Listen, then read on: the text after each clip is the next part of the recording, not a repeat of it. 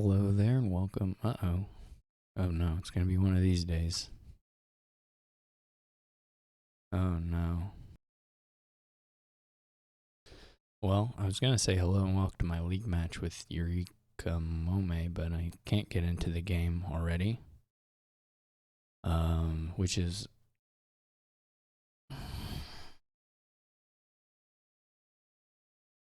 always really cool.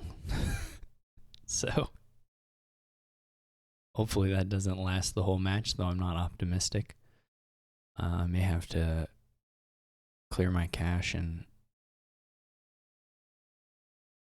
try again at some point. That sometimes helps in the browser, but we'll find out. Okay, so I'm playing. I'm sure I'm not going to say this. I don't have any idea where the accents are supposed to go on the syllables here, but yurikamome. Probably not Eureka, though I can say it like that. That's kind of fun.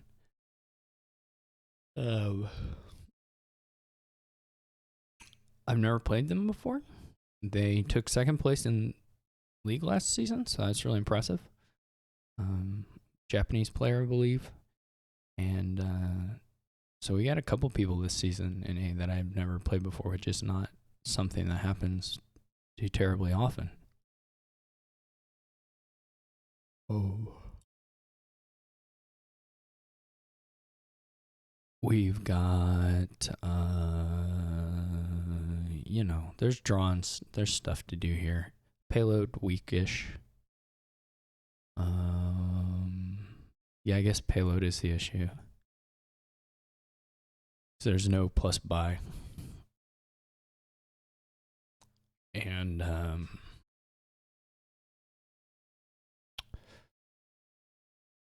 so you're basically just trying to build a deck that can robustly province. The only plus points are like Conjurer and Sorcerer, I guess. And everything else is just acting in service to the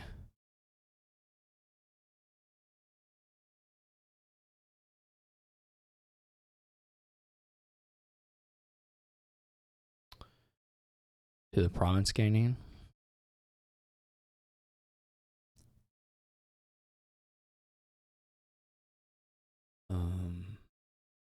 Certainly Conjurer would be an awesome card to have here, whether or not it's worth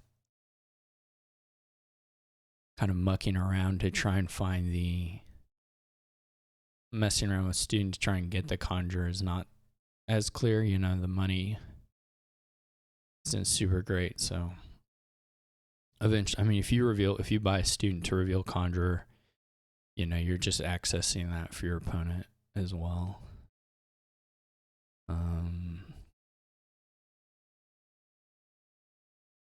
I think I like the $4 cage move here. This seems reasonable.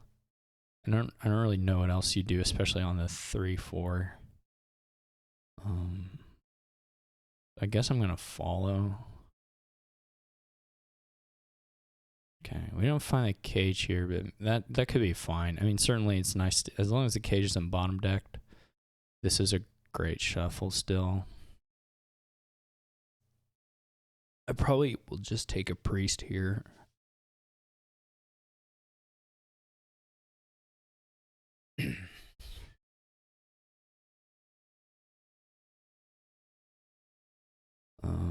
So they're gonna open with the student or take the student, which I think is not super great. So both players, you should be able to see what they set aside with K. They should just log it. It's not. Oh no, it is face down. I take that back. That's interesting.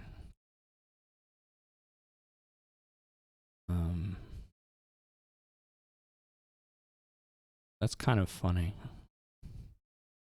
Guess it's fine. You don't want people to just as far as the game, you don't want people constantly having to ask to see what's on the cage mat IRL.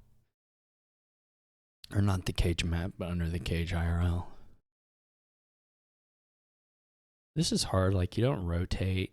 Or, I mean, you could rotate here, but it's going to be really bad for you. Don't have silver yet. Still don't have silver. Buys a sleigh, but you still don't have any money. So I don't love it. I don't love their economic situation, I would say.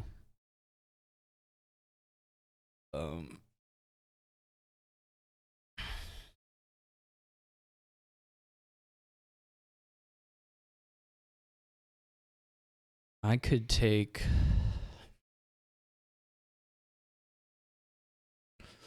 Well, there are a few things I could take. Kind of want to preserve my ability to buy a. I mean, the ideal thing is Blessed Village getting like a nice boon. It's like the nicest thing that could happen for me.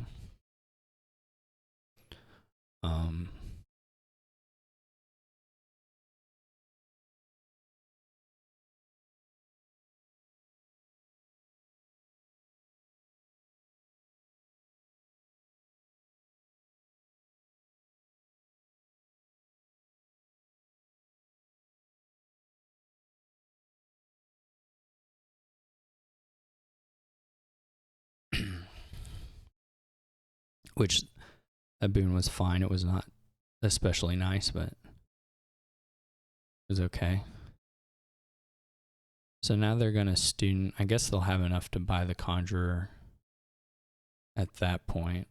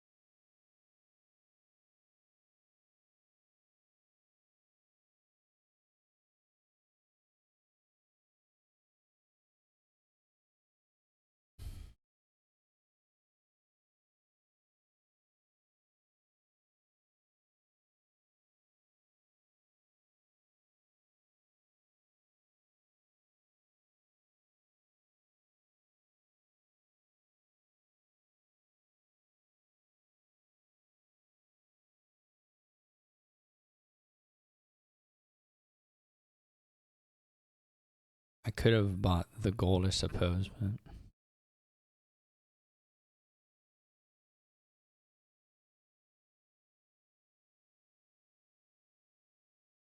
I will want to at some point.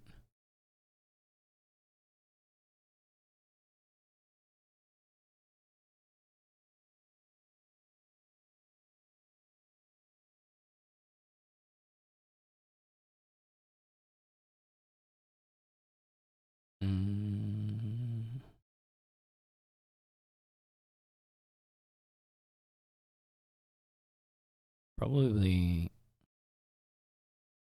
It only gets you to 5, so yeah, you probably take it next turn.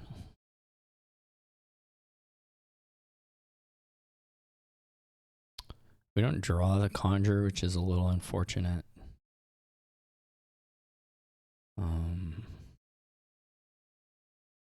But not a huge deal.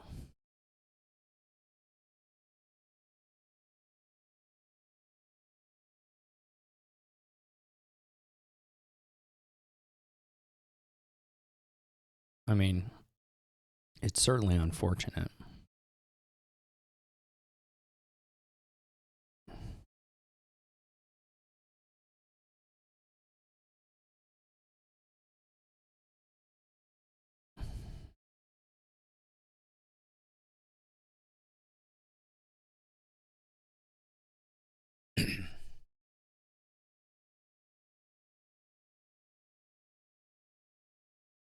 Hopefully they don't have Blessed Village.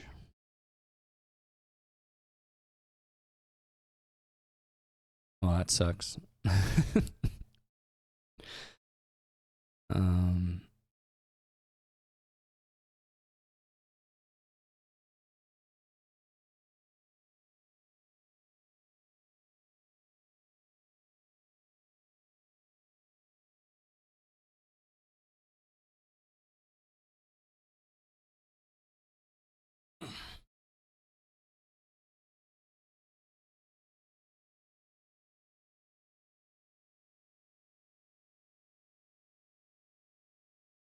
Their cage is 3 coppers, so we do kind of have a slight point advantage.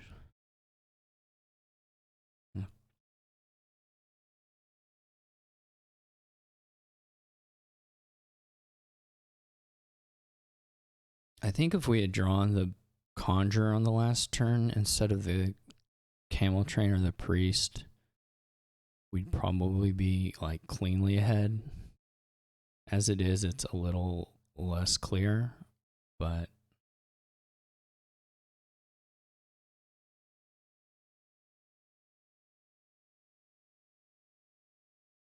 we're doing okay. This is actually fairly nice to have go this way. Let's see this.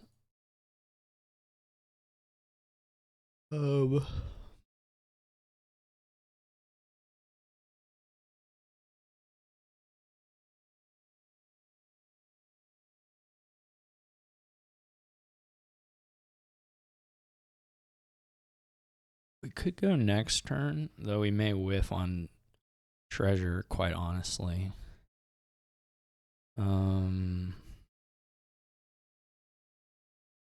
Sort of depends on if we think we want to do a hostelry. We can just get a bunch of the Blessed Villages as well. It's totally fine.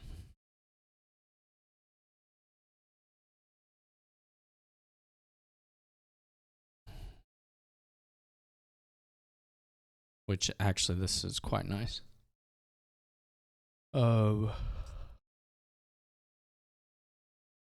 I guess you do next turn for that.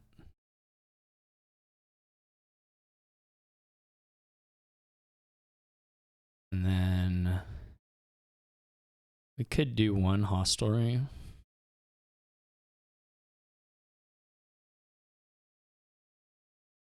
Or we could just do another Blessed Village. I mean, it's very possible that the Blessed Village...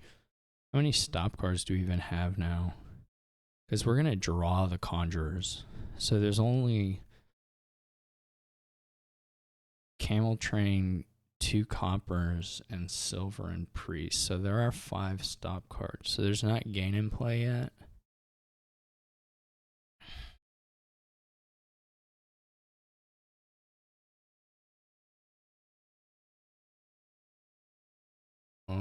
I mean, certainly something like Sea's Gift or Rivers would be good enough to get us a gain in play.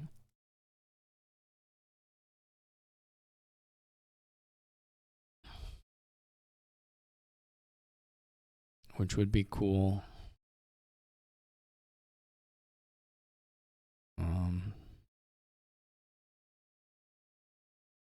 Just having a lot of Blessed Villages would be cool. That's not gonna really help us too much, but probably should have been the hostelry. We went a little greedy.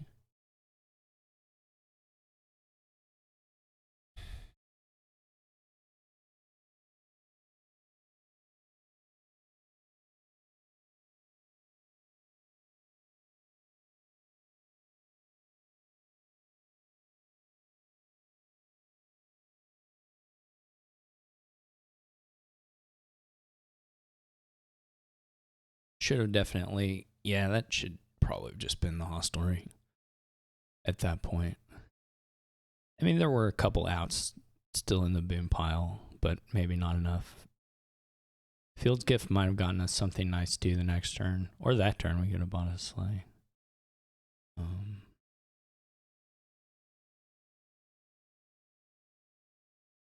The hope is that we maybe just have like a tiny, tiny edge on having the gold in exile already.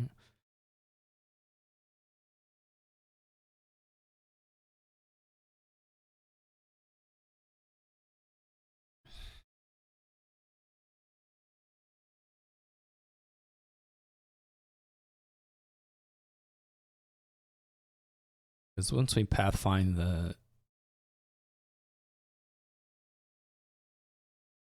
Blessed Villages, we're just going to be on our way.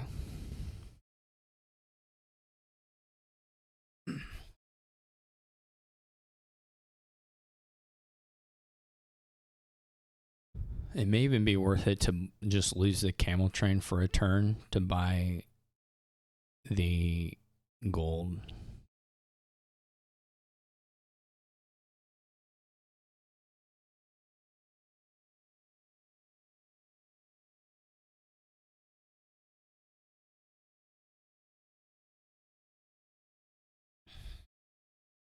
This is probably no. Okay.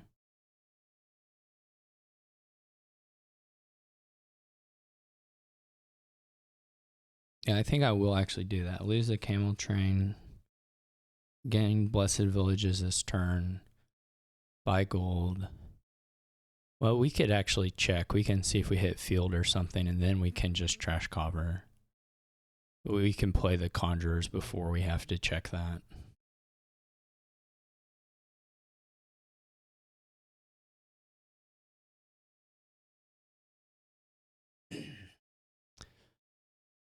But buy gold here for sure. And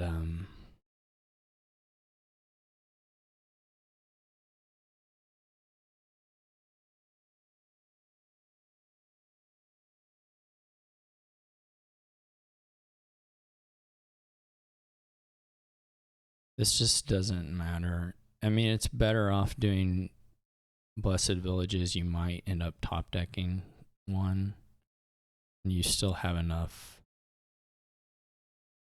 draw in any case. The only stop card in here is silver. And I guess you might as well put in more blessed villages and see. This one's kind of interesting because I don't know that we'll need it next turn. Particularly. I guess it lets us maybe play a slay or something. Which I don't know, we may not care about all that much, but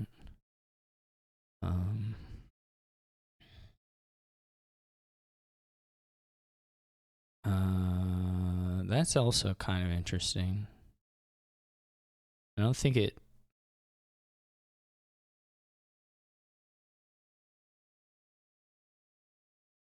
Well, you know, it probably is a little bit better. Truth be told. Lets us just buy a sleigh.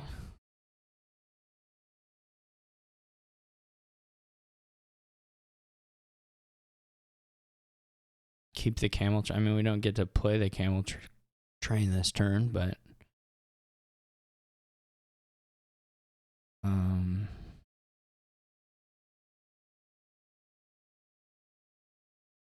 lets us just trash a copper. I don't know if we'll end up using the camel train or not, but the next turn. I mean, we might as well do it.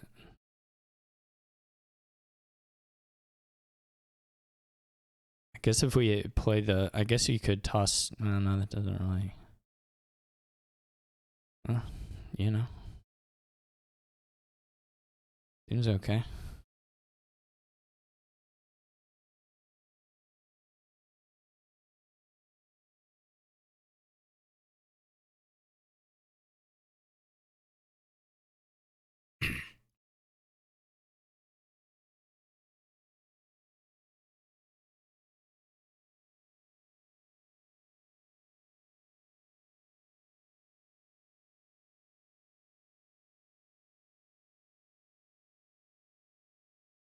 I guess that's the other question of whether you can skip the pathfinding.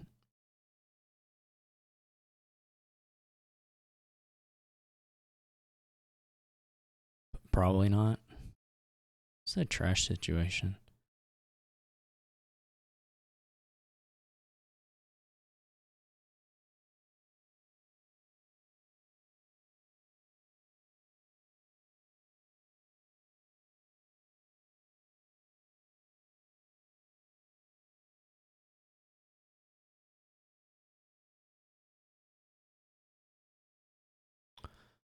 I think we're still just at 6 stop cards, so I think we put in a gold, trash a copper, and then add a sleigh. So this should still be guaranteed to get all the terminals and stuff played.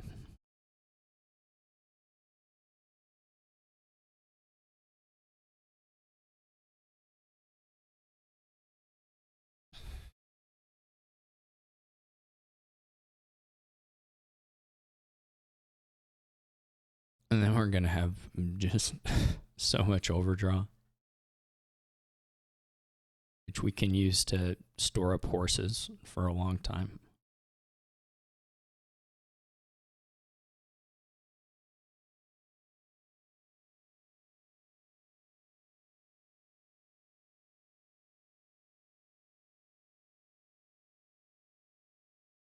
The hostelry stuff is always just wheel spinning unless you're doing something else, you know? Obviously here you can work towards a pathfind, but it is a 2 priests and a get particularly. I guess you can do the. I guess maybe you can pathfind this turn.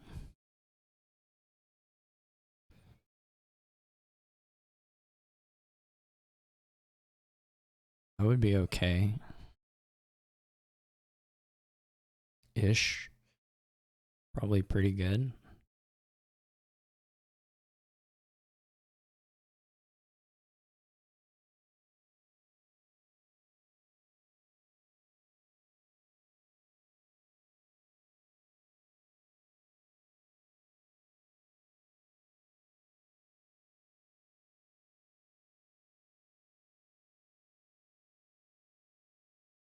So you pathfind this turn. Am I okay if I'm as second player? Is there a pile out issue that they unlock by being first to move on provinces?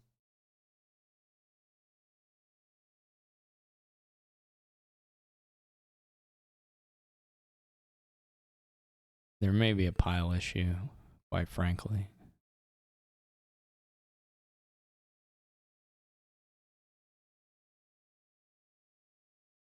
I don't know that either one of us will dud.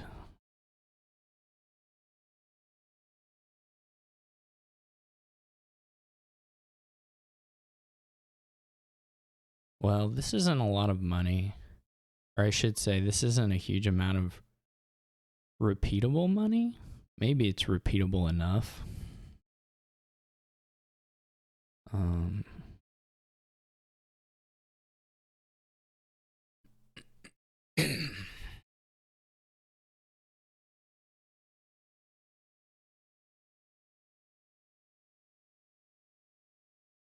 Just the silver and the.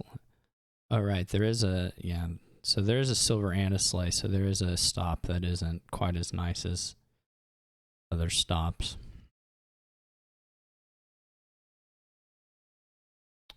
But it's still okay. Somehow I counted this wrong. Oh, I forgot I was adding 2 golds. Yeah. That's all right.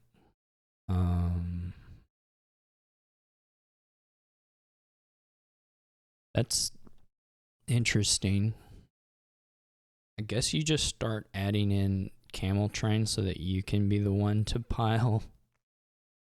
Or you start exiling camel trains so that you can be the one to pile.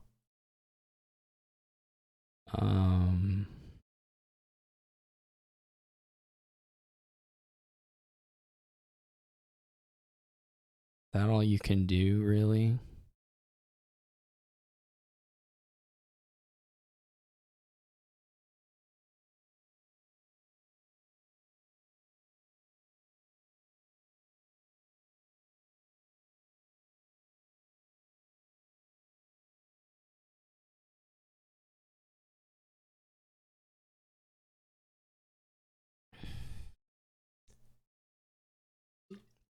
I guess the other option is to start earlier on the estates.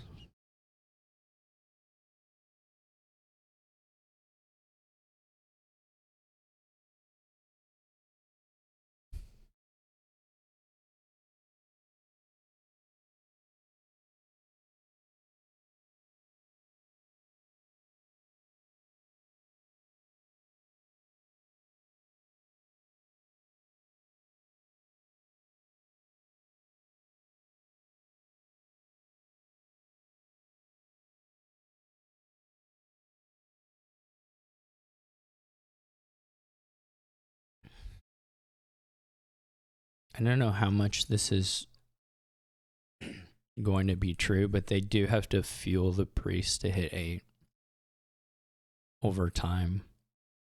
I don't know if that'll matter or not, but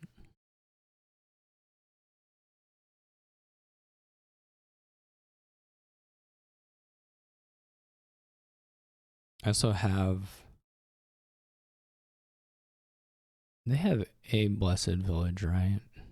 I also have a good deal more of my villages right now than they do. I don't know exactly how valuable overdraw is in this context, but probably somewhat valuable.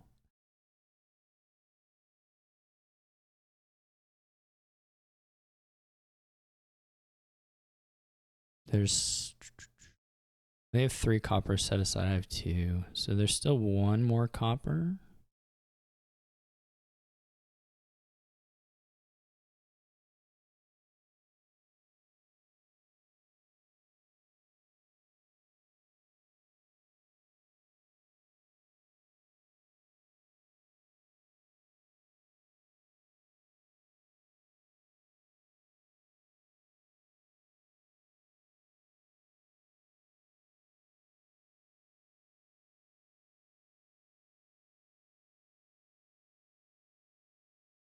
I believe.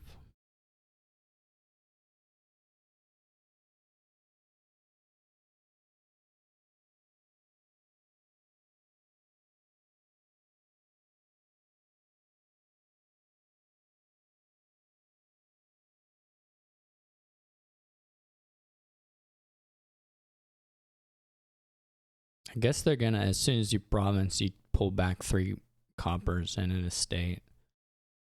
So maybe you're just good for fuel for quite a while. So I need to be thinking more about,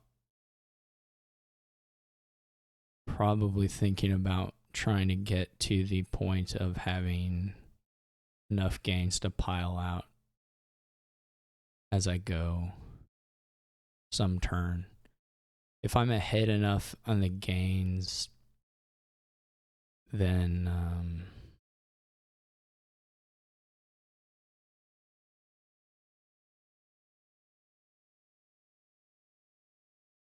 if we can manipulate around that. You can gain and play with the camel trains even now. The camel train plus conjure lets you gain and play with the camel train plays themselves, which is quite valuable here.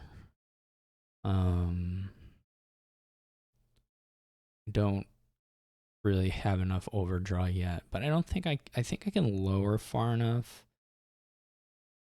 that it's not really a risk for the next turn against them. And then I can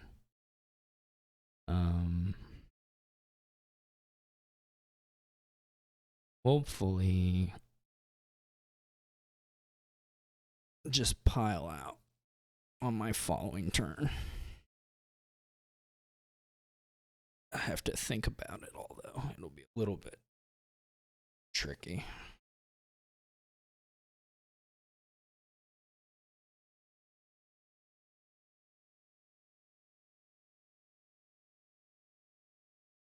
So, at some point we gotta think about this. There's still a copper. We might as well play the wisp now. Okay, never mind. There's not a copper. What am I thinking?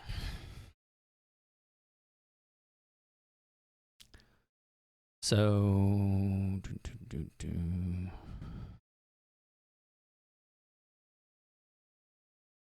they're sitting at 3, 4. They're sitting at 4 games with the camel train.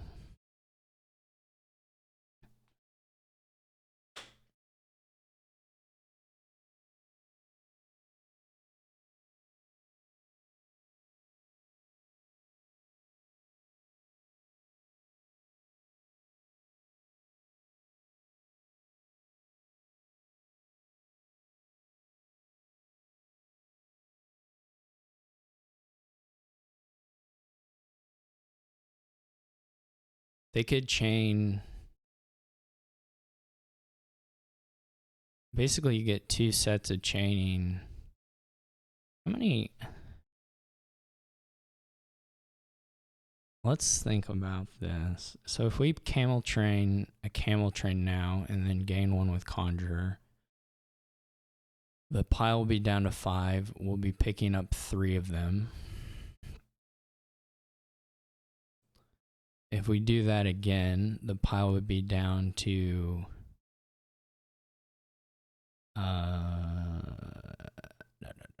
if we do that again, we've been picking up 3 of them, then we do 4 more. That would get the pile down to 1. And we would have 4 of them.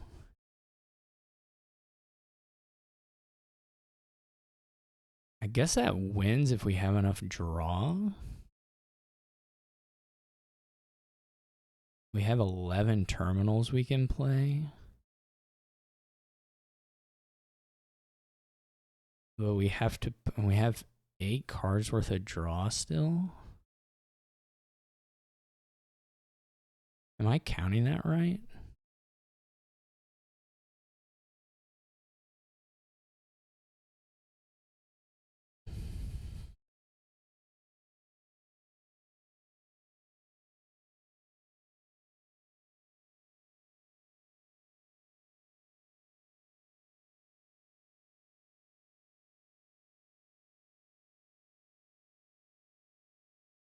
We would be playing 6.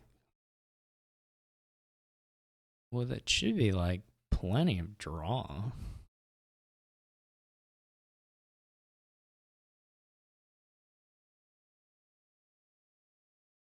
I don't want to. So we camel train, gain it.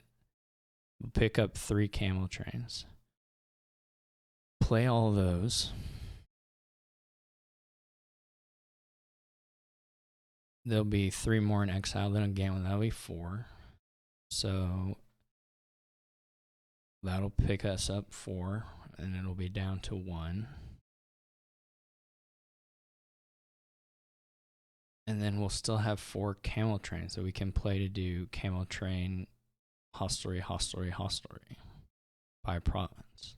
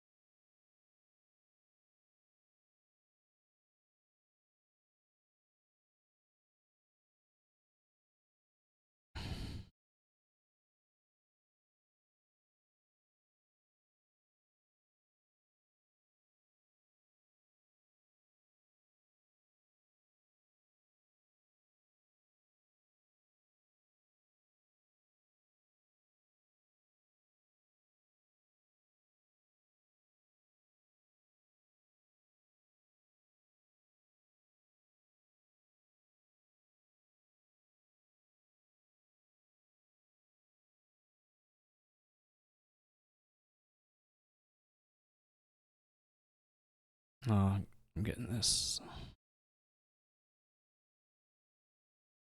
That's nice. That's a nice finish.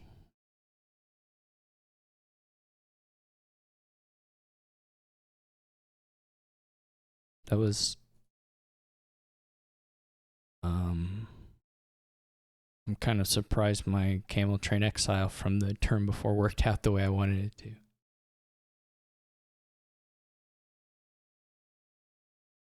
This is the opposite of our previous board in many ways.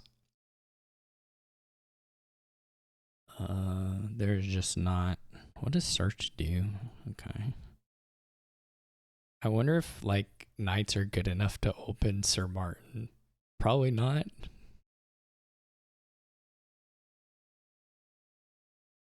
Oh man, what are you doing here?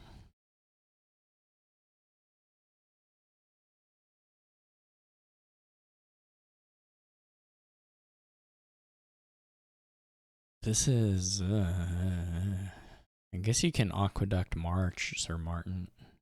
Is that any good? Do you care? Like how, I mean, there's no trashing. You're not going to play multiple knights a turn. How do you get the,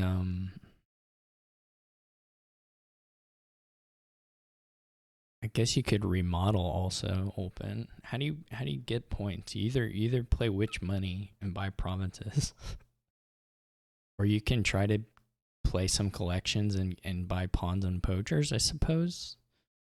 Pawns, poachers, and searches, and trackers. I mean, there's certainly a large number of inexpensive $2. I mean, inexpensive actions to go through here.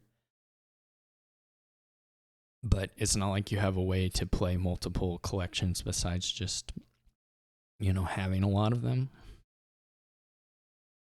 So I don't know how robust that is to anything.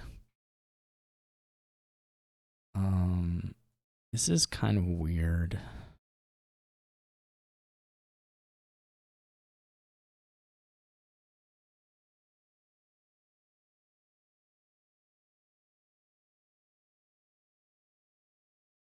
It's like,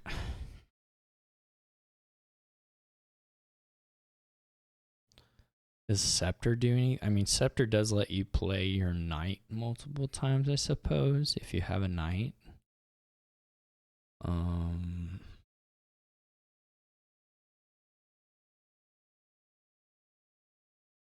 But like, do you care about that?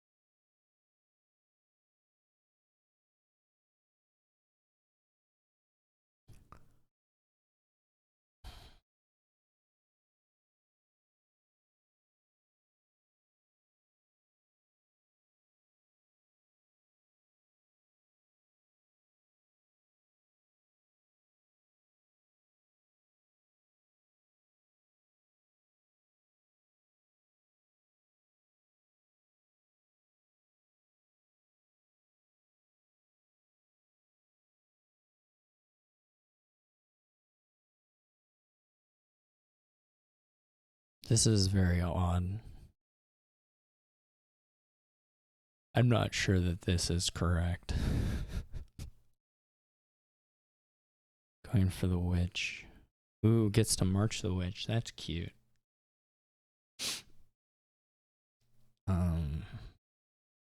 That's certainly pretty cute.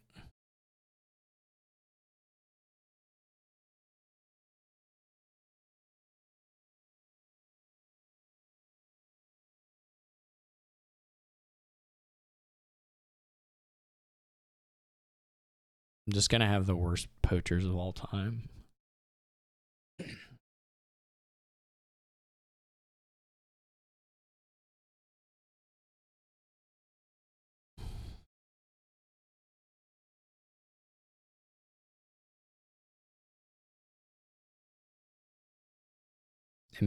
This may not stand up against witch, I'll be perfectly honest. But it felt fun to do.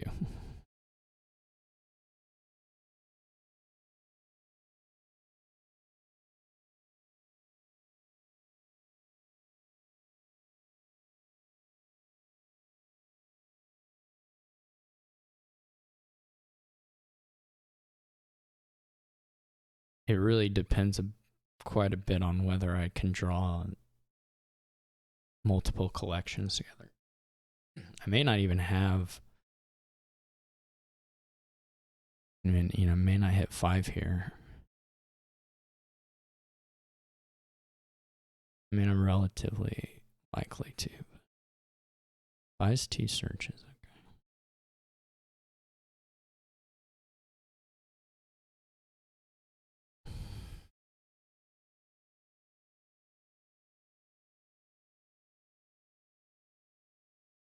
This is something I learned from Hard AI. This is like 100% a hard AI deck. You could also get you could get Witch and Scepter to try and draw multiple collections. That would also be a thing one could do. How good it is, I don't know. This was a little bit unfortunate, I would say, as far as a draw goes, but what can you do? So we have, I'm gonna score here just because these piles are going anyway.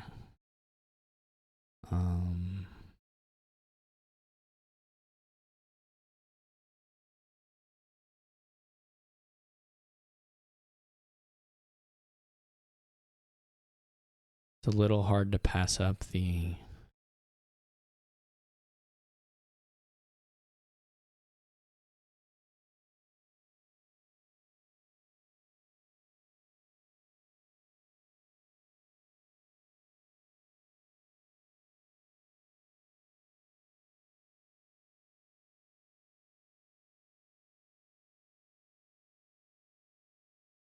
I guess we're just gonna load the searches up.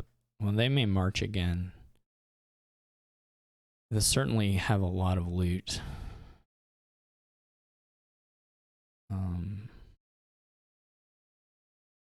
I wasn't so fortunate myself. It's gonna be funny when the first when the searches go off and it triggers like 2 doubloons aqueduct things. That'll be pretty funny. I don't really have a points lead, which was, you know, part of the motivation here.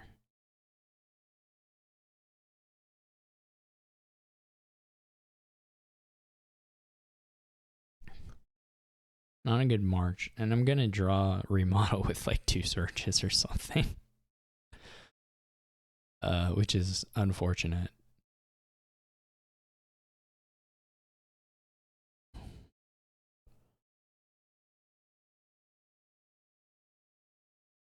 I'm trying to plot my course to a victory, you know. Whatever it might be.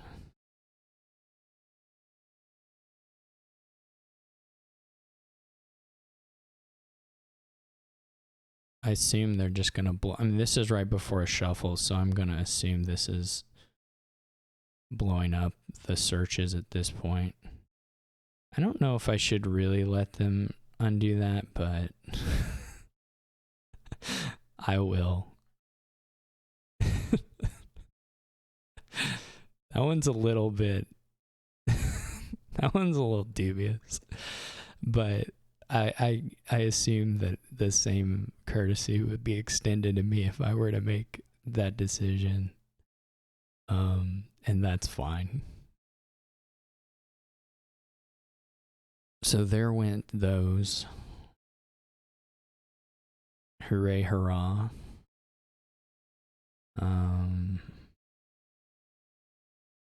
We're not hitting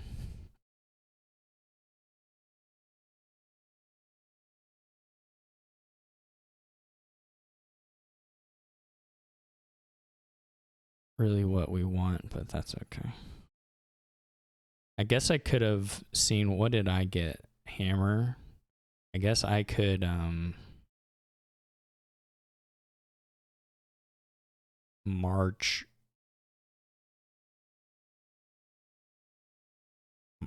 Oh wait, no, that's just actions. Never mind. I think the issue, well, there's going to be more than one issue. One of the issues is going to be that they're just going to buy province. We didn't get any doubloons, so that's kind of funny. We'll try and draw the other. Okay, we do get to that, which is nice.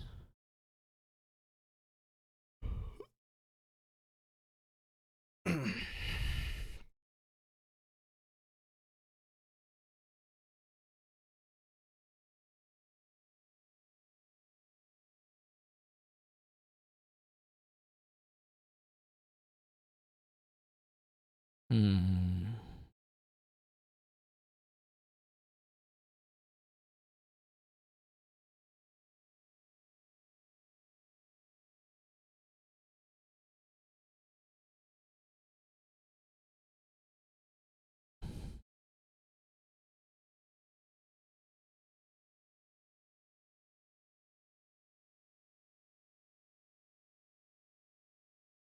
Does Weaver make sense?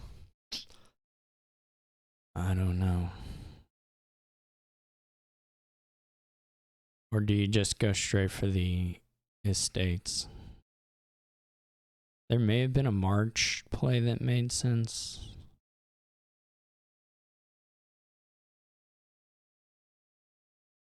They just have to buy province.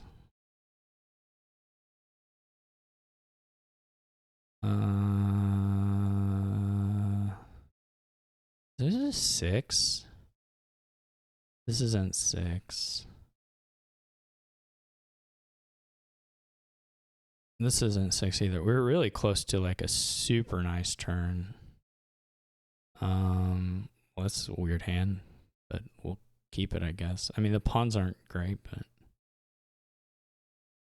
we could have got a really nice sextus potentially with a So this was a little sad that we didn't find any money off the poacher, and actually kind of unlikely. I guess we could have played the poacher for... No, that wouldn't have helped us here, but...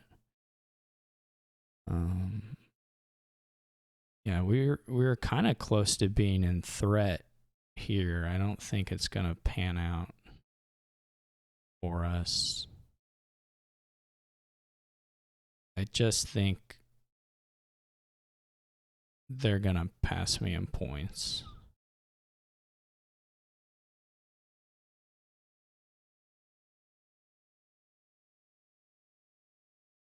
Unfortunately.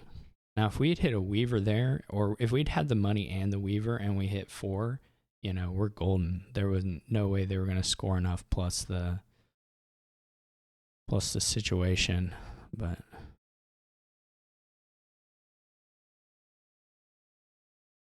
I mean, this could still get a couple estates, potentially as many as... I guess this is just 3 estates in hand, which maybe is worth doing. Yeah, if we'd gotten it last... Yeah, because this is 6 and 3 buys if you want it. Maybe last turn I should have... The problem is that just straight up loses to double province.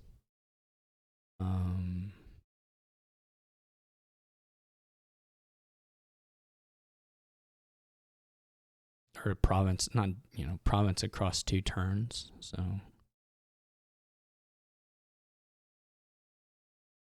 Unfortunately, yeah, if we had gotten it last turn, which I think we were a little unlikely to not have gotten, we would win here. That's okay though. Ooh, that's nice. That's pretty nice. Fortunately, I can't do that again.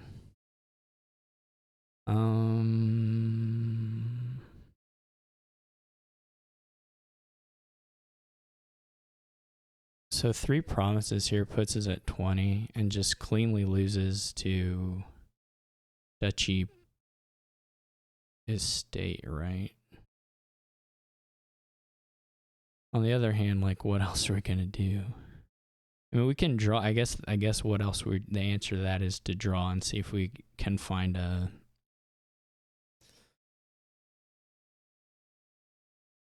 loot. Loot's the only thing that really hammer would do it. And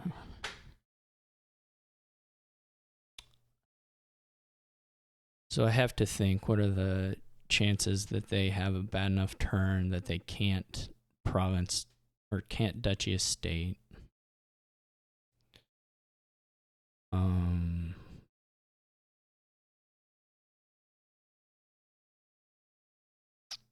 Staff, prize goat, puzzle box.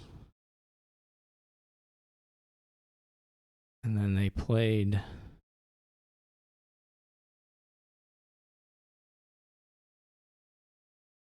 the staff and the puzzle box, and then they played prize. They must have the thing. The problem is my deck is so bad that there's almost nothing in here that like helps. Like the remodel doesn't help. Well, this maybe wins.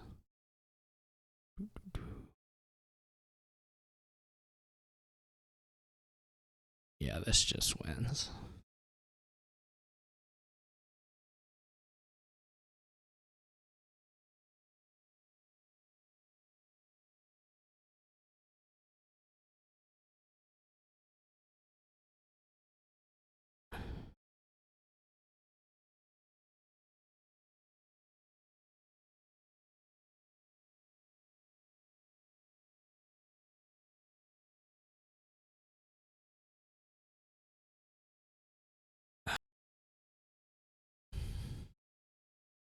Got kicked.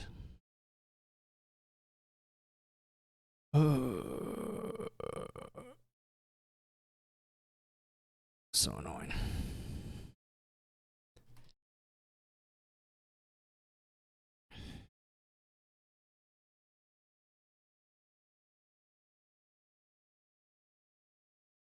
Um, 5-2 kind of sucks here. I guess it's okay.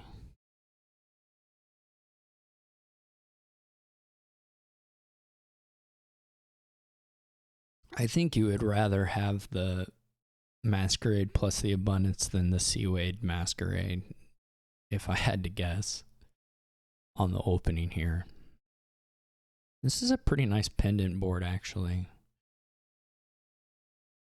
Which doesn't happen too often, but I think here it's certainly a decent pendant board. You can use Scepter to clean up Magnate stuff, and then yeah, you can you have Seaway on whatever. I mean, I'm gonna end up with Seaway on mask at least for a little bit. I don't know how long that'll be the case. I may shift it to Ironmonger. But you don't even necessarily have to play like a normal Smithy Village thing here if you have some Scepters with the Magnates. You can, I mean, you would like rather, I guess, play some Ironmongers, get some plus action, and have your Smithies go off, but you don't have to do it that way. And I guess you could play it pure, you know, do a little mask trashing, and I guess you could skip the Ironmongers and do pure treasure stuff. That's also possible. You'd be relying on, it's a little weird because you still kind of want the abundance. I mean, your plus buy is tied to actions in some way in either case. So that makes it a little awkward.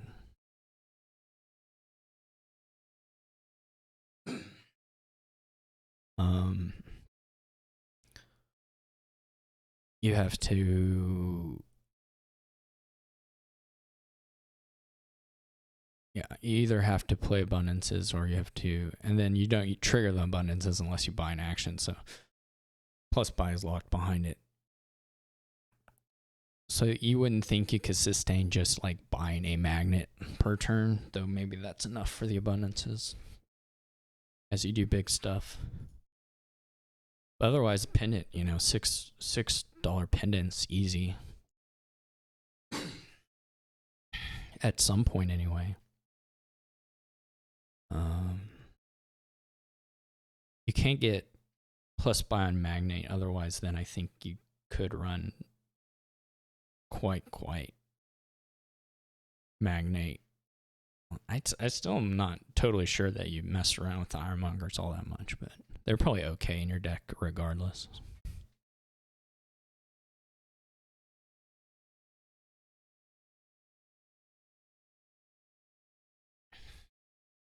Anyway, I expect Masquerade Abundance opening, and I think that's probably correct, though. You could buy, I mean, double Mask or Mask Ironmonger is also, I think, justifiable. I think Forger would be pretty bad, but the other the other 4s or just a second copy of Masquerade look pretty reasonable to me. Probably wouldn't do double mask here, but you know, you're gonna want to swap out almost all the coppers for abundances. So we at least find the Masquerade, which is a huge deal, and they don't hit us with this no estate hand, so that's cool. They also have a really quite poor turn 3 in some sense. I guess it's not going to matter a huge amount. You just get I mean, ideally you would be able to, like, you know, go mask Ironmonger or something, but that didn't pan out. So I guess we can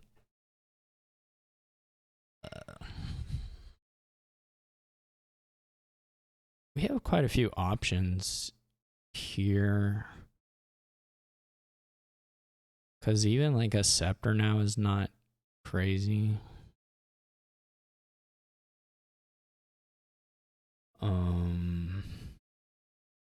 Just to get that into the reshuffle is not terrible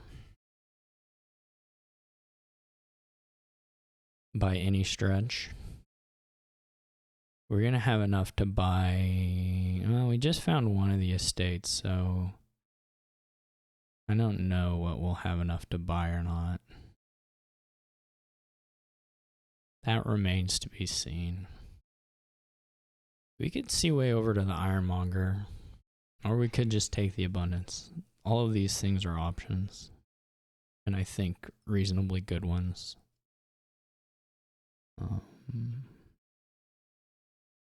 All of them, truly. The $3 hand the next turn is going to be sad, and I'm trying to think, if we want to cover that sadness, what is the best thing to buy? And it's probably Seawade Ironmonger, because it's going to... We'd probably take a second mask at that point, and then we'd be a little happier to have...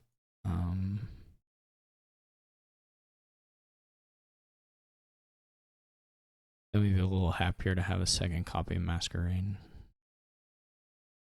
But it's not... It's not a huge deal. We are a little bit behind just from missing the buy on the 5-2, but like this will be fine. Yeah, they're gonna fall into this double. Yeah, so this sucks, but what can you do? We have a pretty good shot of just totally whiffing 4 here, unfortunately. But we got to play the Masquerade, obviously. And then we'll take abundance if we hit 4, and if we don't, I guess we'll just buy silver at this point. Not that you really want it, but it won't be... It's better than nothing. I'm pretty sure. Not 100% sure, but like pretty sure. Yeah, so this this sucks. This, you know, really sucks, actually. But there is nothing we can do. I don't know, third mask?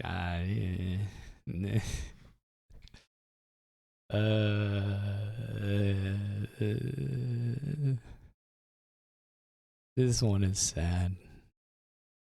I guess something similar to this kind of happened to cause yurikamome to lose the last game, kind of. I don't know. I don't know. It wasn't like this. It certainly wasn't this early. I mean, the thing is, of course, just like the Ironmonger bottom deck into the Masquerade top deck is not likely, but very, very bad. They buy a second silver, which I don't really like all that much, although I'm kind of thinking about doing it.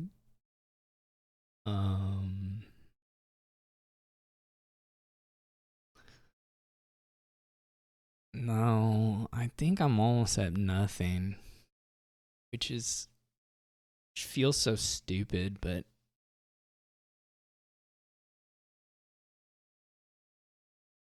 silver's got to be better than nothing, because we still want to buy the 5s, and the 4 even, really. But this is gonna be unworkable, I think, pretty soon.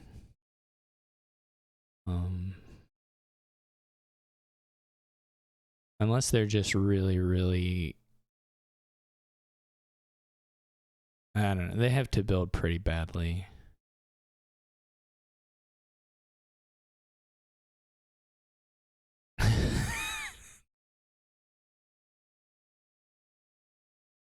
Can't do it.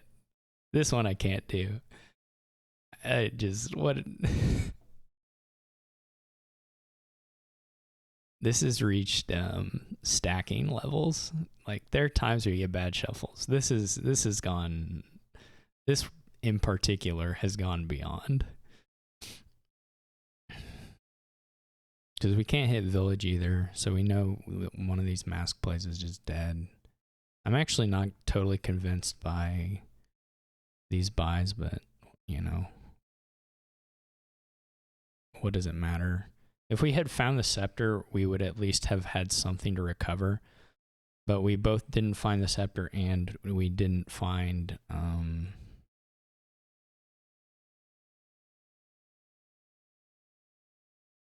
estate, the other estate. So that doesn't matter so much, but do we want the ironmongers, or are we going into the magnates already? Maybe it's just magnate already, but I'm gonna go ahead and take this. This I'm not convinced by. Truly. We do at least have 5 here.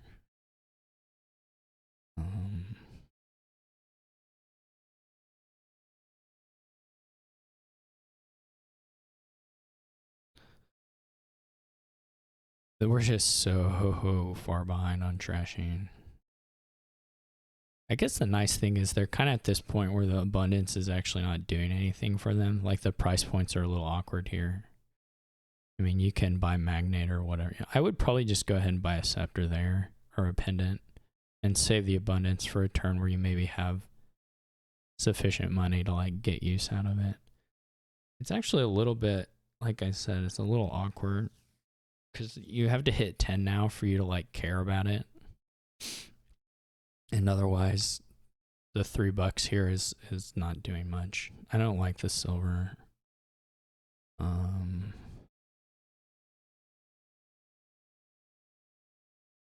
So we'll see. I don't feel, despite this, I don't feel completely lost, though maybe I should. Maybe I should feel completely lost. I guess I still feel like if this shuffle goes really, really well, then my deck will still be competitive because the payload differences aren't that huge. Okay, maybe they are. I take it all back. They didn't trash any. I would have. No, they did trash once. I would have probably trashed both times, but I guess it's not clear. They did overdraw by 1, so they could have. I think you just buy, like, scepter pendant, something like that. You don't even have to get the gold, I'll be honest. The golds are not a huge deal. Maybe go scepter magnate, I don't know. Double scepter, yeah, that's fine. Yeah, this is the issue, of course. So I'm gonna go ahead and play the we don't find the scepter again. Oh, this is my life, right? I have it. It's way more treasure than actions, truly. And then, but every time I play a terminal draw card, it's action, which is just not gonna work ultimately. See, and they dud here, so there was, like, a dud, you know, quote unquote.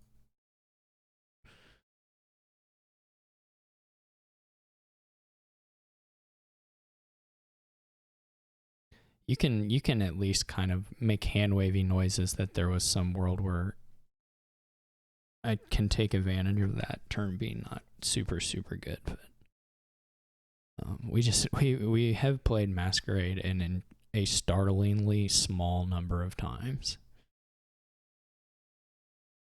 This turn looks great, but I don't actually have the action density for it to be great. Like, it's just going to end up being, again, just playing a Masquerade terminally. What did I buy? A scepter? Okay, that's probably correct, but I'm still willing to wait out. I'm also not really going to have the plus buys for a quote-unquote mega turn. So that's not going to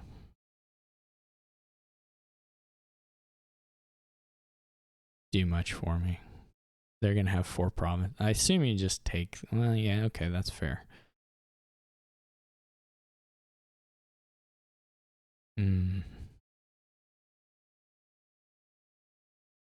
I should probably have kept the whatever there, but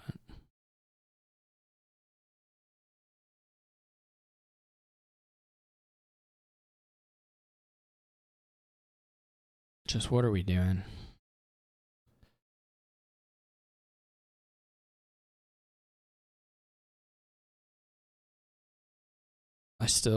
Maybe I should have kept the estate, I don't know. I have a third iron. Well, that's the pseudo miracle, is that we didn't draw the other.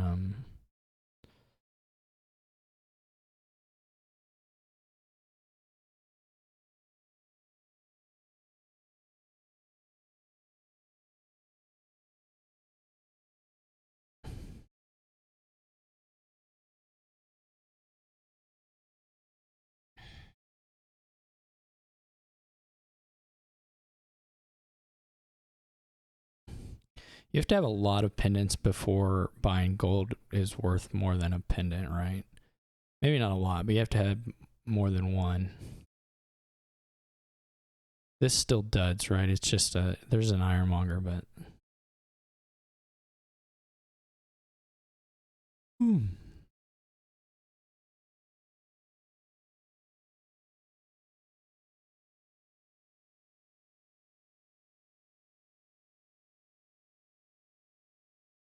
So close.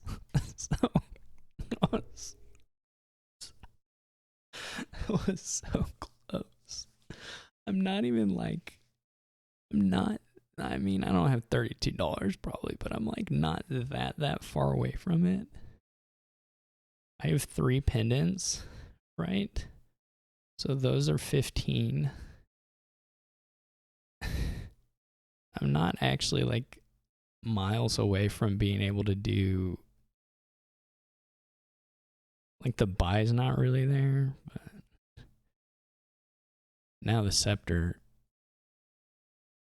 aren't there. Well, we tried. Full dead incoming. No, I think probably the big turn incoming. If I had to guess.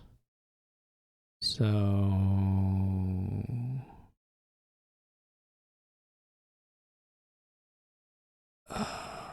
close.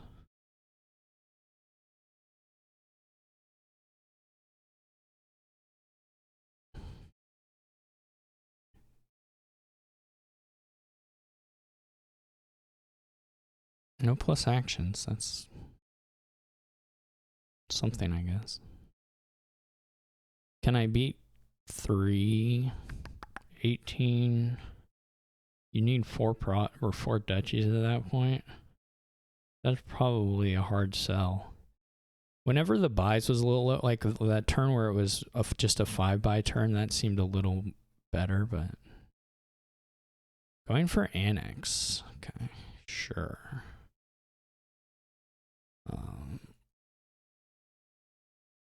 You know what?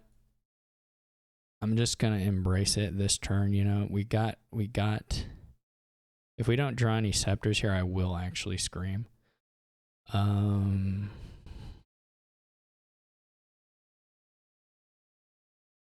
so what do you do here? It's just like all scepters. What kind of money do we have? What kind of turn would they have to have for us to win? Is also maybe worth thinking about. The last two cards, I believe, are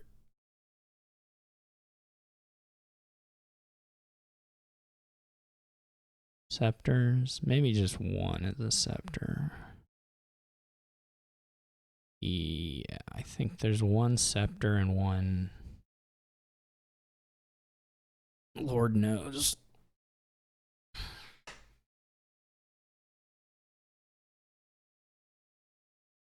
So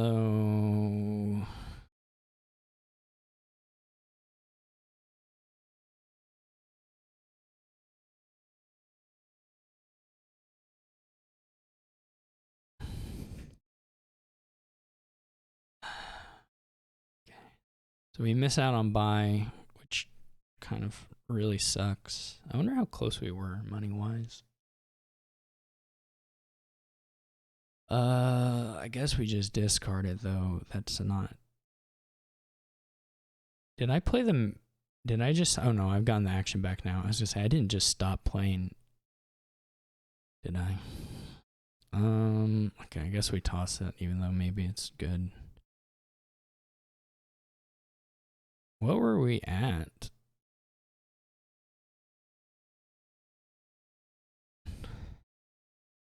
I mean, 3 province was 24.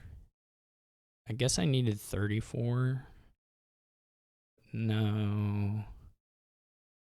18.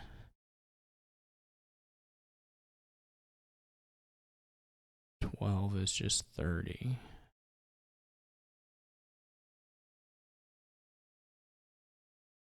Yeah, that was not gonna. That was unfortunately not going to fly.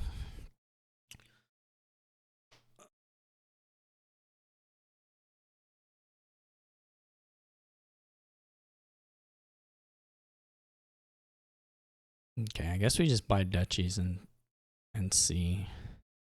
Just leave the abundances there for now.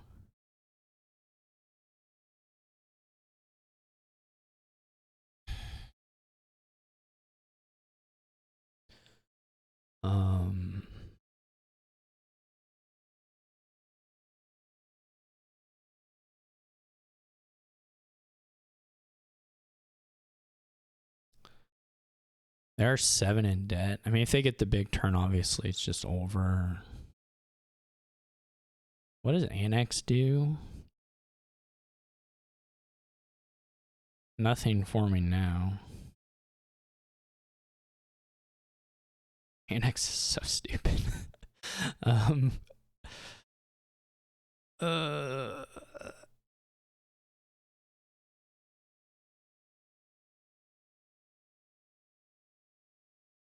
do we get the extra buys? Do we buy a magnate, and does that even help? That's my question, or one of my questions.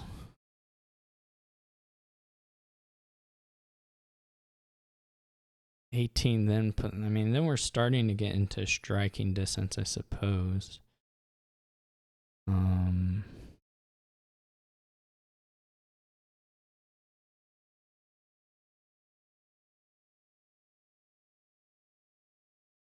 You still need a fairly specific.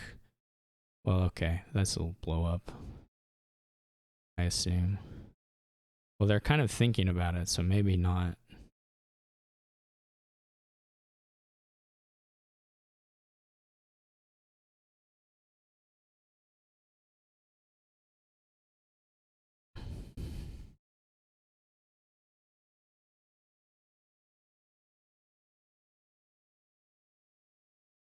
There are extraordinarily tiny odds of me getting it, but they do exist.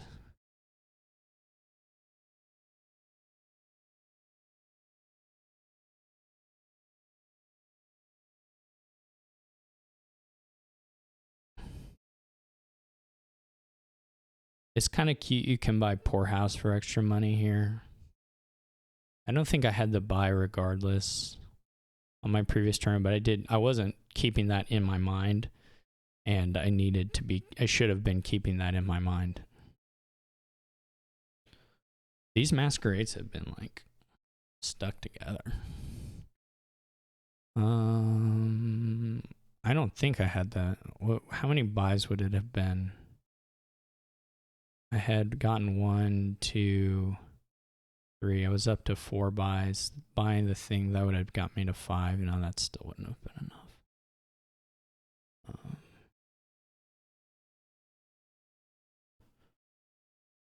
enough. Not even actually close. I mean, they can annex again, but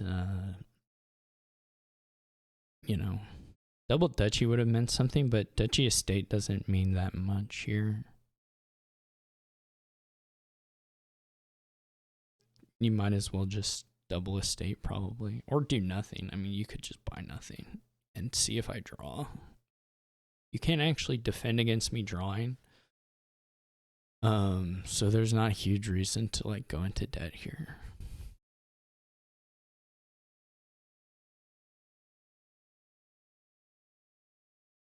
One thing I'm not sure about is that I needed the pendant anymore. That maybe ought to have just been another scepter.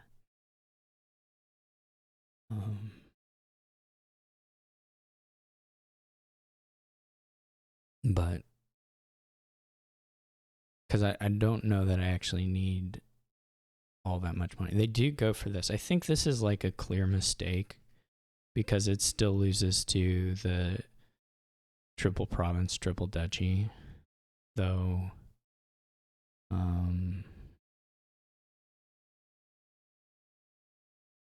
Yeah, so this dies. We might as well leave the pendant here. The or is it still loses to 27? I guess it doesn't lose, it just ties. So that's something.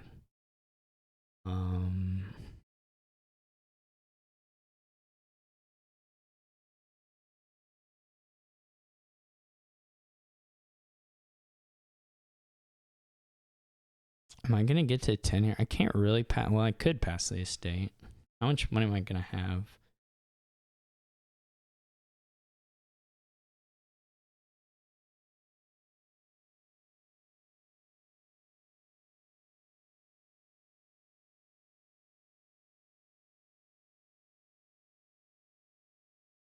Depends a bit on what I get. If I can triple one, those are 3 right now. 8. So we have 10, but not 3 buys. The scepter potentially could get there, or if they give us a silver, then it's just guaranteed. Or if they give us some money, though they may just pass like a ironmonger or something. You know, one more province for them gets it regardless. But still, passing the estate is at least a little bit scary. And of course, passing the masquerade is scary in different ways. Though I don't know how likely it is to bust them out of a dud. Like, if they have it, they likely have it anyway. I'm trying to think. The point swing of 2 points is maybe just too much.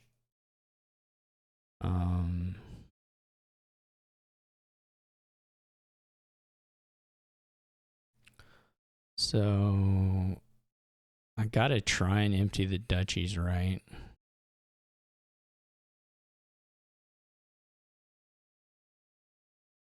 We don't quite get there, unfortunately. If these had been reversed, that would have ruled. If the duchy and the silver had been opposite, that would have been so cool. But oh no, wait, we still get there. I'm bad at counting sometimes. We can go.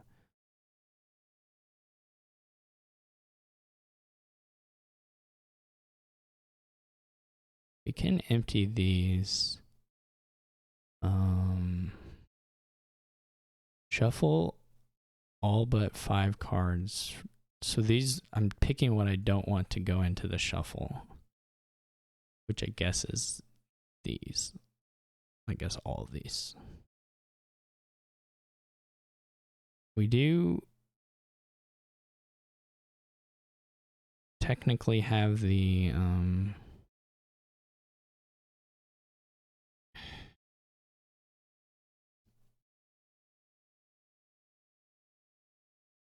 we do technically have the stuff in hand.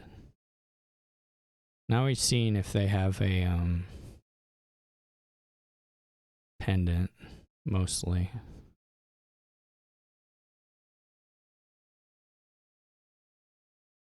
And then we're seeing if I draw a scepter, I guess.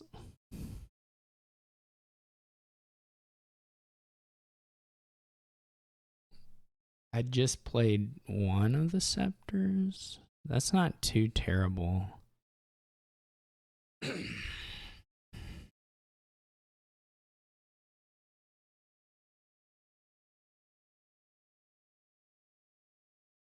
I will say that if they lose, I think it's fully on them.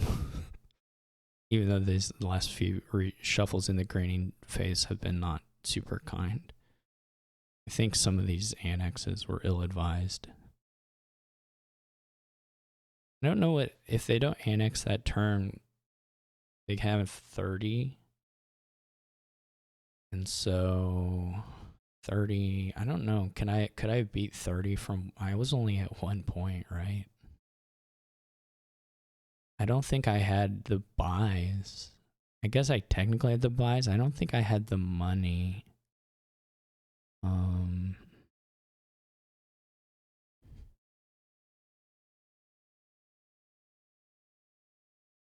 We just keep this now, don't we? It's guaranteed pendant draw. Our problem now is going to be buys. Because we got to use the scepters on the magnates, but we kind of want to use them on the... I guess it's probably discard, actually. We don't have enough scepters to make this really work. We're not going to have enough buys. I don't think it'll be money. I think it's going to be buys. We would need 18 gets to 30.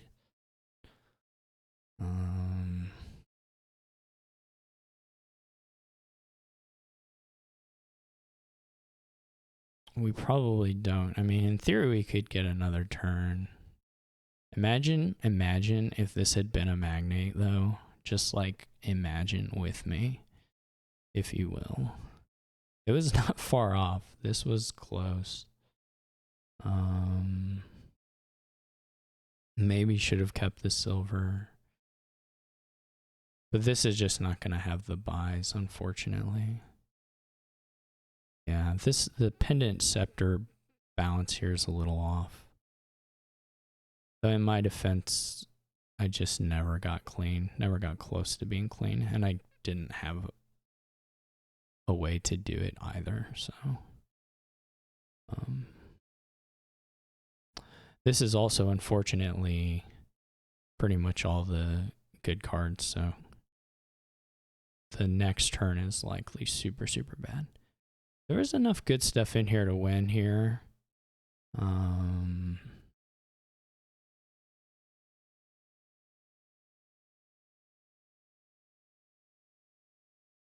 But super unlikely.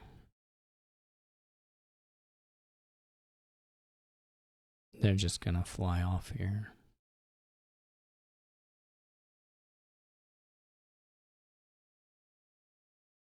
All right. Well, I kind of almost won that one despite having actually unbelievably bad draw. Which means I probably didn't have unbelievably bad draws in the end game because I was still kind of getting turns. Also, saying I almost won that is maybe a bit of a stretch. We have the Desert Guide's Emissary thing, which is always pretty good. This will surely be some kind of inventor mega turn. So I think we'll just go ahead and open with it and then guide the next time. We're going to manifest drawing 4 coppers inventor on the reshuffle. 5-2 would be pretty good here.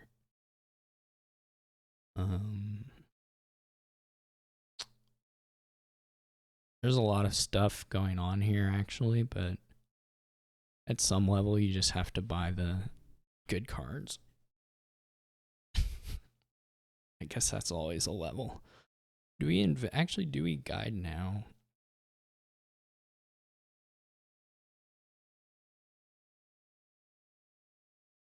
It's not.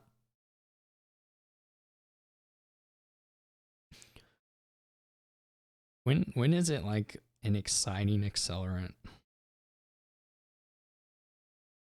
Maybe you actually just wait until you have a cruddy turn. Like why do I care about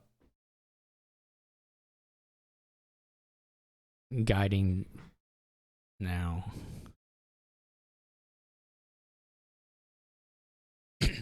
Like I can guide it here. Okay, that's cool. So let's get Inventor 2. Then there's actually something to be said for just taking the emissary now, but I think I'll do this.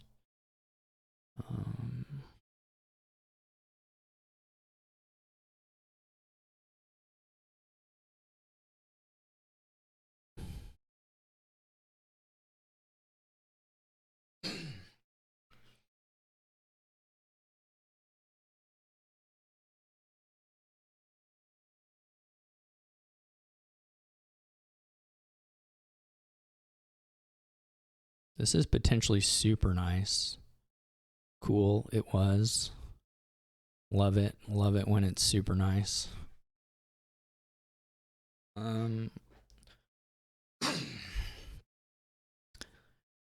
This could either be Archive or Sanctuary or Emissary, I guess. Sanctuary still seem pretty cool. I guess you could go Native Village Inventor, but I don't actually think that's the play. We are gonna live and die a little bit on the Native Village mat, is what I was gonna say, and that was dying. This hand is actually a dying hand too, but that's okay. I think we got enough inventors that we're like, okay, we don't have to necessarily get the rest of them.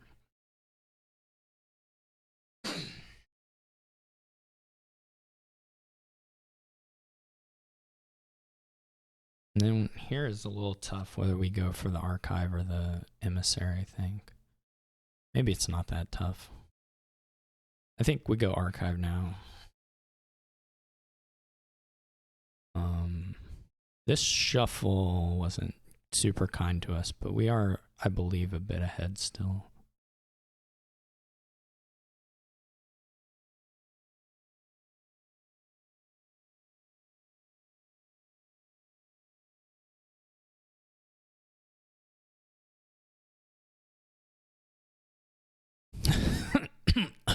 Excuse me.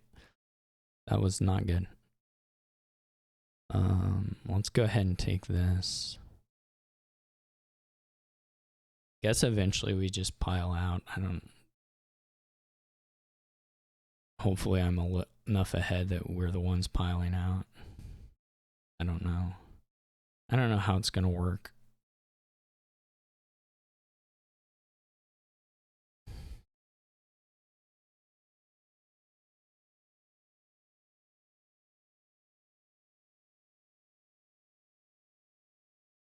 There is no good cheap card anymore.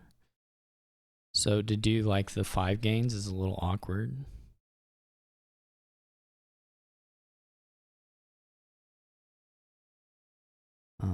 We're not actually ahead on trashing really at all. Um,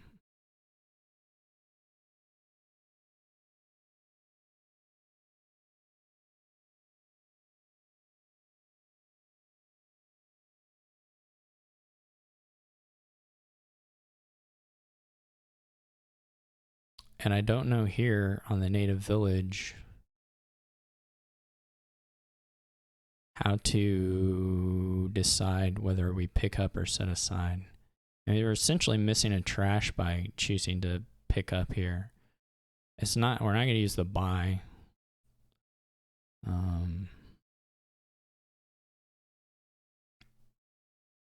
we do get to remove, I mean, we're kind of net in deck size, but we're missing the set aside from the native village. You just have to be patient, I guess, and not pick up until you're just done, probably. Like, what else are you doing here?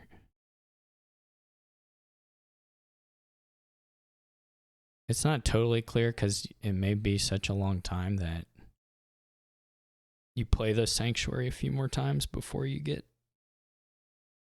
to this point. But at some point, you're just...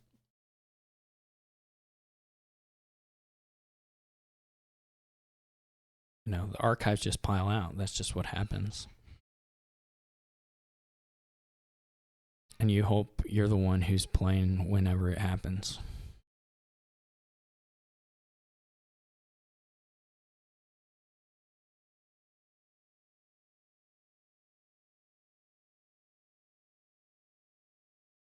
This is going to be a little sad too. We're going to cause 2 native villages to miss a shuffle, but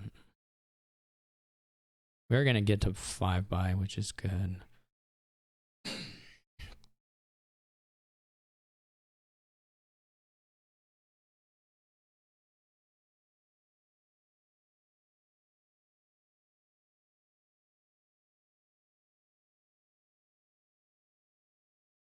Ideally, these were drawn in the previous hand instead, and then we set it aside the crud we had. And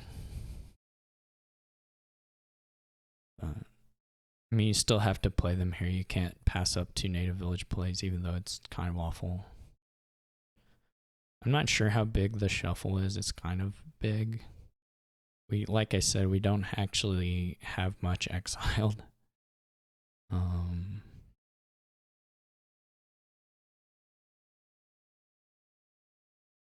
If these set aside like archives or sanctuaries, I'm just gonna scream.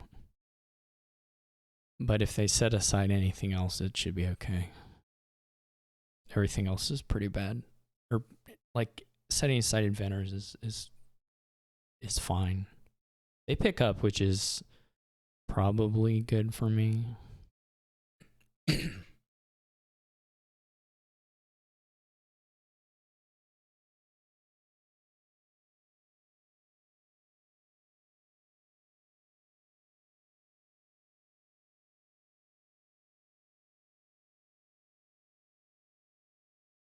Going for the estates, which I find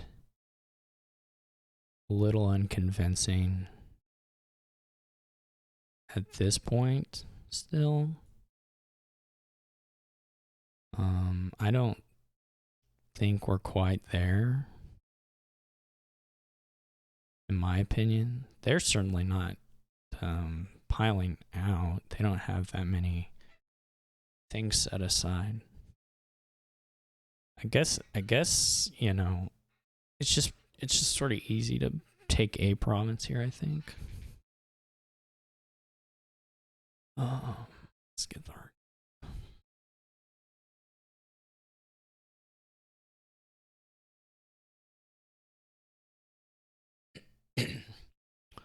This is a very good turn though for Eureka.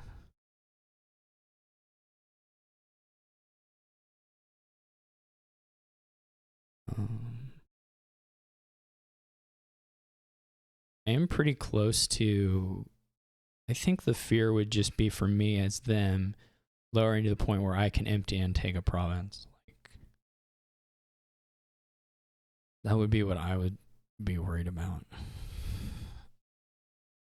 since they don't have the mat stuff at this point in time.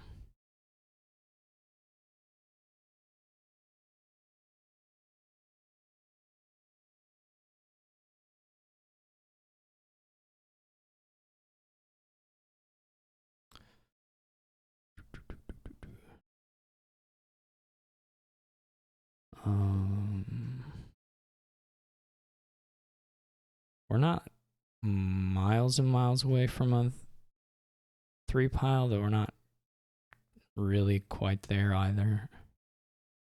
This is gonna, I mean, certainly come down to just kind of what you see in the last couple turns, which is always a little unfortunate, but that's where we're at. Like, it's pretty possible for me. I made those native villages miss a shuffle. It's quite possible for me to just reach a point here where I have, let's say, the inventors, but I don't have the actions, or vice versa, across a couple turns.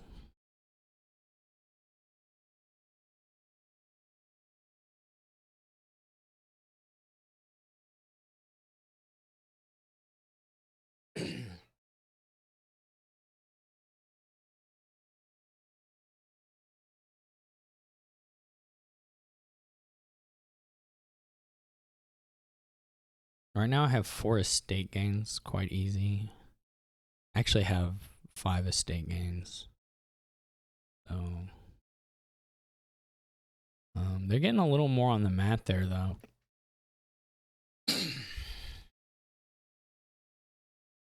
What are we up to now? We're not quite there, are we? 1, 2, 3, 4. And we're 1 short.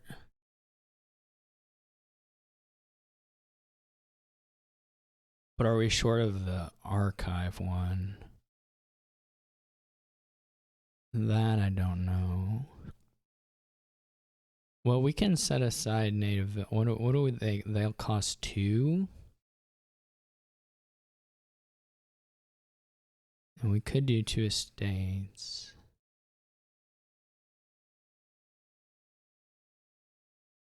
Archives would cost 2. Is that correct? I guess we can set aside and this wins, right?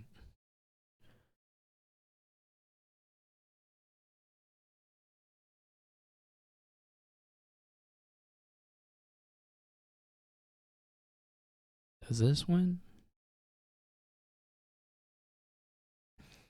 It's a little action short, right? It depends on what the last card is. No, 3 of the inventors can get, but I can't play 3 inventors.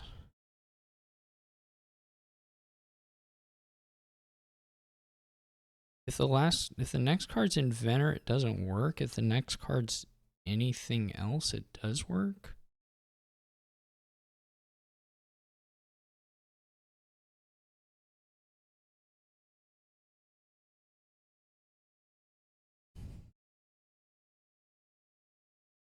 Is that right?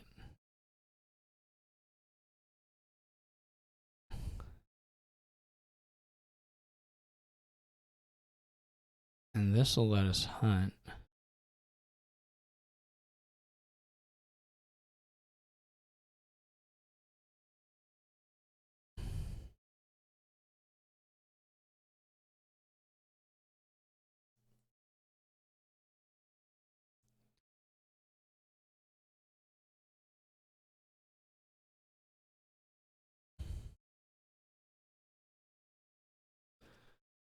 So if I had drawn that inventor rather than the archive, doesn't work. Anything else work? Native Village, Copper, Archive, all of those were going to guarantee it. But there was still some inventor. I don't even know how many. 1, maybe multiple. Any of those would fail. And I'd be kind of, I mean, I would have to have got a bunch of duchies at that point, which would not have been ideal.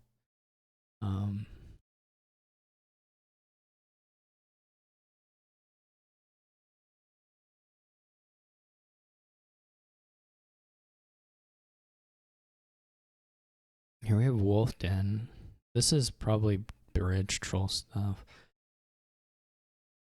I guess you're just opening rope raise. Probably pretty much no matter what you're shuffle. I don't know. I mean, you can. There are other things you can open, but ironmongers are pretty important here. So that maybe, but not more important than just like being clean.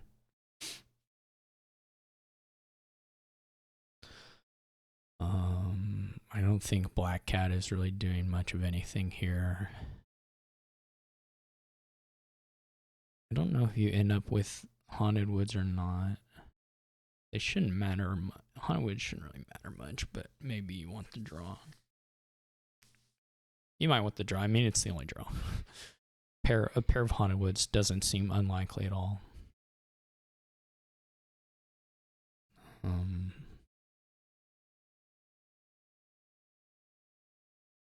The other things you can buy are kind of whatever. That they can be fine, but maybe not huge deal. Like the skirmishers could be pretty good. You definitely expect to be buying Bridge Trolls and Haunted Woods later on. So, I mean, the 5s are like powerful enough that I can imagine a world where opening with the Fisherman pays off more than the Raise does, just because buying like some of these 5s could be strong, and that Fisherman may be a little better at doing that on the first shuffle, but demand is certainly very good here. I don't know if they actually had the 5-2 or if they're just masking. Yeah. I get the best reshuffle. I guess we don't know yet if it's the best the fully best reshuffle, but it's so far it's as good as I can hope to have seen at this point. We'll see what the Raise reveals. I think you just go ahead and get well, you could Fisherman now. But certainly a second Raise also looks reasonable. Okay, so it was so the best one there is actually to get well, okay. That's not clear. It depends on what the rope draws, but so this could either be double Raise or start on Ironmongers, or let's get a rope. Let's get another rope into the reshuffle actually. Let's do that. There are some like crazy strong reshuffles off the single top deck here, but they're not, especially likely. Raise is a little counter to Fisherman here in ways that we probably can't really get around for quite some time.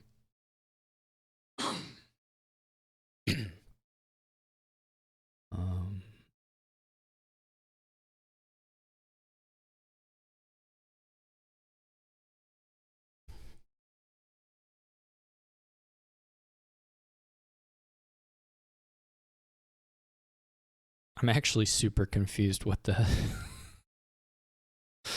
whole. I guess it's a Raise. Otherwise, why are you counting? But yeah, if it's a Raise that they're deciding between and they don't have any more estates in hand, you might not want to trash the copper. That's totally possible.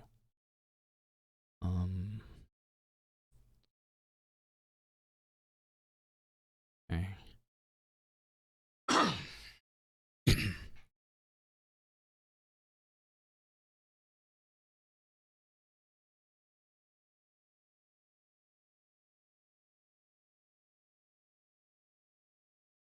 Here I can buy Fisherman. I played a game. I was just playing hard AI on Temple Gates the other day with Hasty Fisherman, and that was pretty wild actually, because obviously Hasty is a nice thing to put on Fisherman just in and of itself, but the effect of the set aside means that you can buy multiple Fishermen, and they all cost 2, and they all do the Hasty thing. So those got eaten up real quick.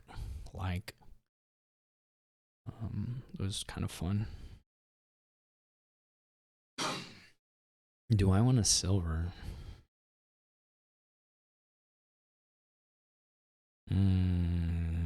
Silver is kind of bad here.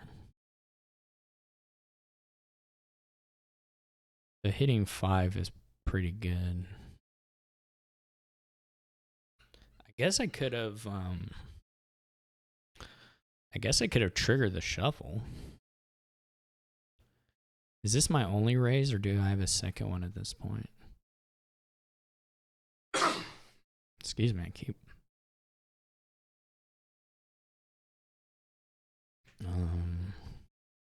I do have the Ironmonger, which can help me get the 5. I think I'm just going to go with a raise.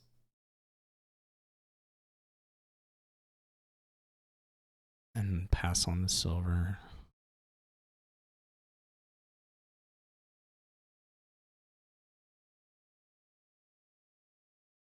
This is not... Well, we find the rope at the least, I guess. Maybe not an ideal draw, but...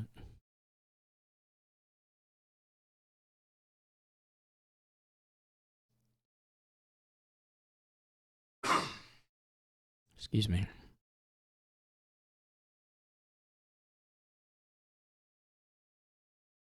I guess that's another question too, is if you go for the skirmisher first so that you can do the attack the next time.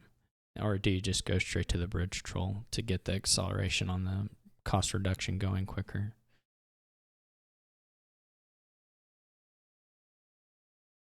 I mean, if you're me and you haven't shuffled, probably the skirmisher makes more sense. Yeah, this was always going to be my issue. This may not work out. It did work out.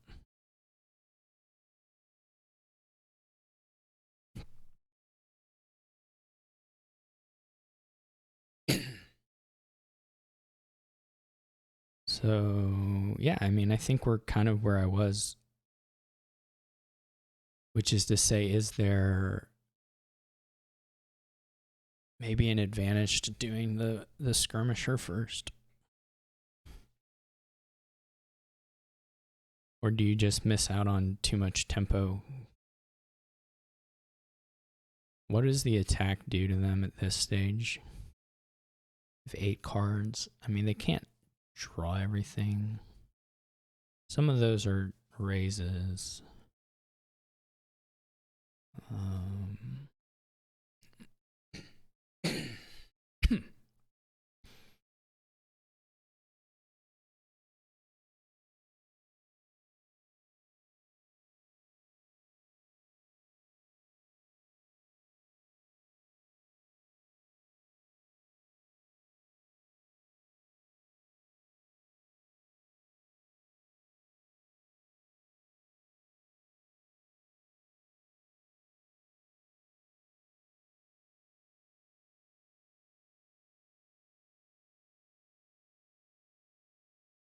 I actually don't know if they play the bridge troll here, which I kind of assume they will. I don't know what I can do on the rope and raise stuff if there's some risk here of not hitting 5, because I have to generate $6 actually. If the Ironmonger doesn't hit, I'm not totally sure I can actually afford to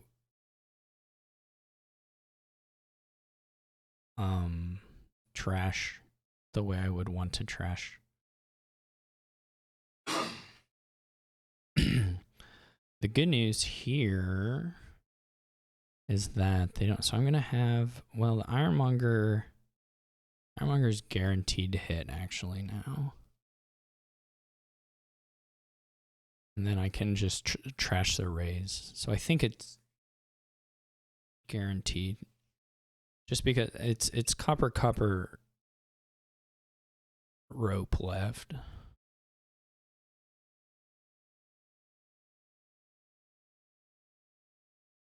So if we hit 1, 2, we should be good to trash, is my understanding here.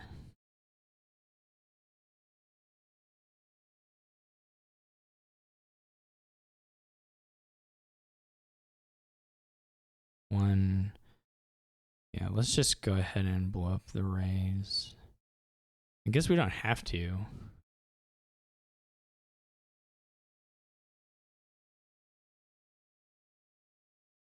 There's no real advantage.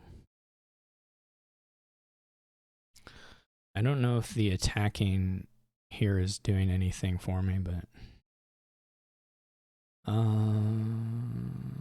so we're not gonna have 5. We're not gonna have.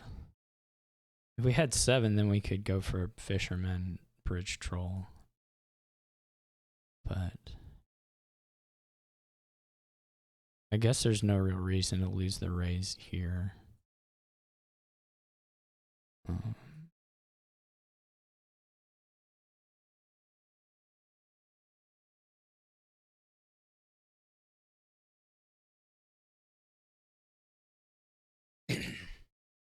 And in fact, it's gonna maybe save our bacon a little bit.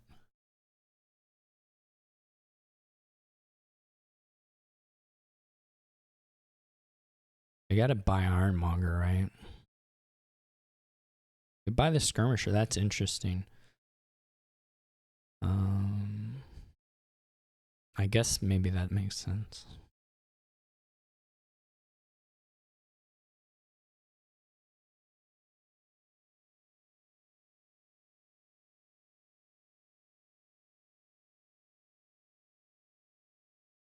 Okay. I need to have 4. 5 would be kind of nice. This is the opposite of last turn because here I'm likely to just reveal a couple cantrips and be a bit sad. So again, it may not be a safe trash actually.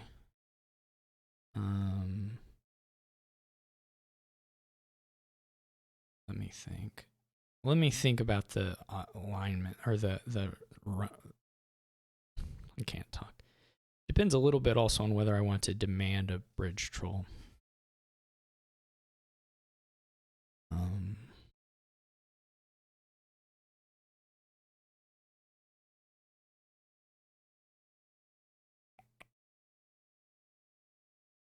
gonna have 1, 2, 3, 4. We're gonna have 4 regardless. I think we trash.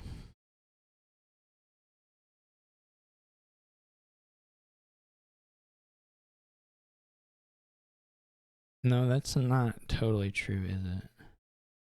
If we see Skirmisher, no, we will. If we see Skirmisher Copper, we're guaranteed to play both the Skirmisher and the Copper. There's no way to whiff that.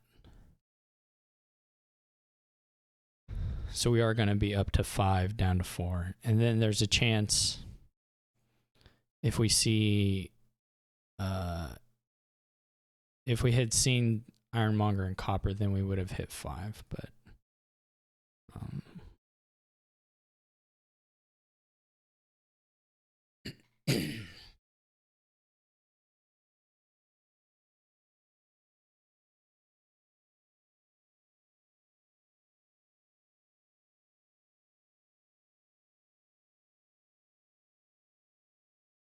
we also are the one with 2 ropes, right? Yeah. That's pretty nice. This is also a nice reveal here. They don't even have enough money to buy an attack. They just have to buy Ironmonger. I guess you can Ironmonger Black Cat. Which of course won't actually do too much to me here, but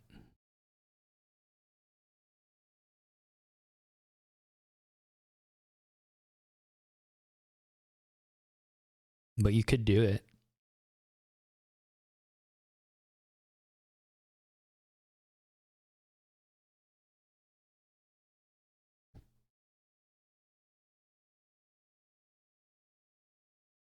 It's just a little bit, you know, then you have a Black Cat in your deck and you already don't have villages.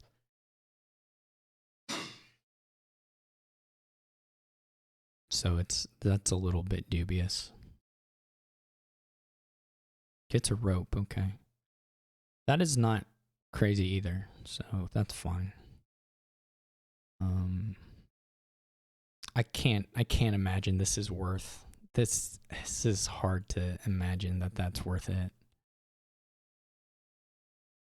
I would go a little further and say that I'm pretty much 100% sure it's not worth it.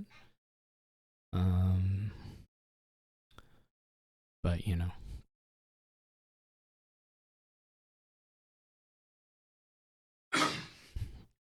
I guess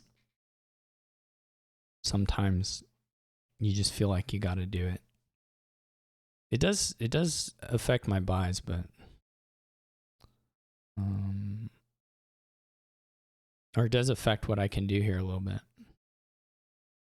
Let me think of. Are the raises all gone? I assume they are. There's not really much going on here other than whether I want to buy skirmisher or bridge troll, I guess, on the 5.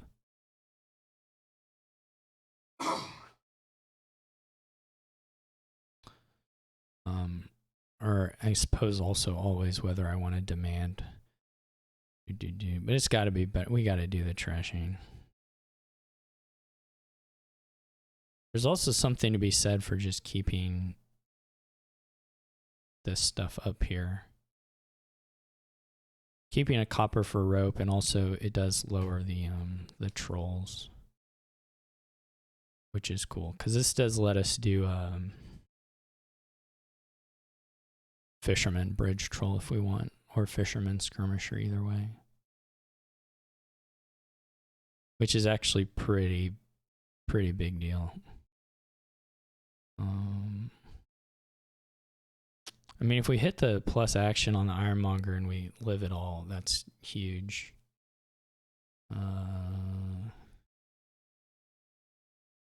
Downright massive. If we don't,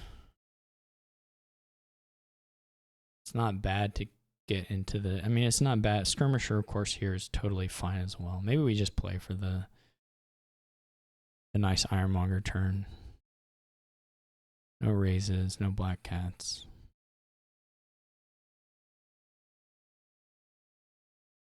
This is pretty extremely unlikely to hit the.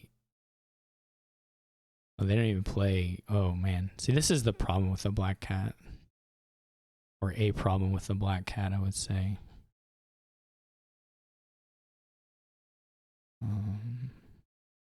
We can discard a bridge troll here, actually.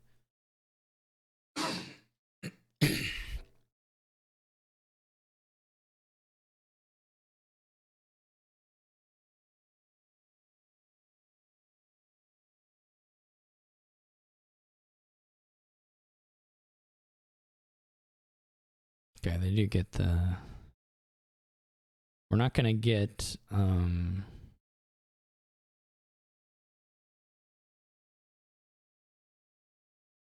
We're not gonna get the things. Let's get. Okay, we're not attacked. So attacking actually might have helped us there. So we're gonna have $1, 2, 3, 4, $5, and 1 cost or 2 cost reduction.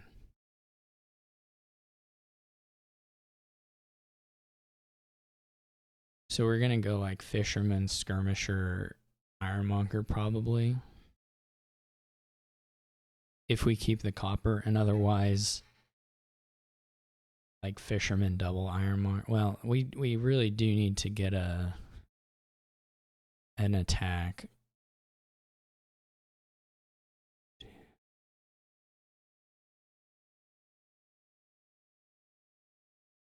So it won't be the bridge troll. This time the bridge troll stuff did not work out. Or the ironmonger didn't work out. Maybe we don't trash here.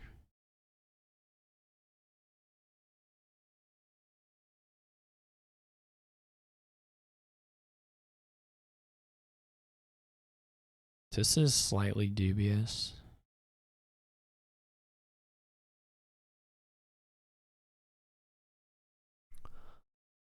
but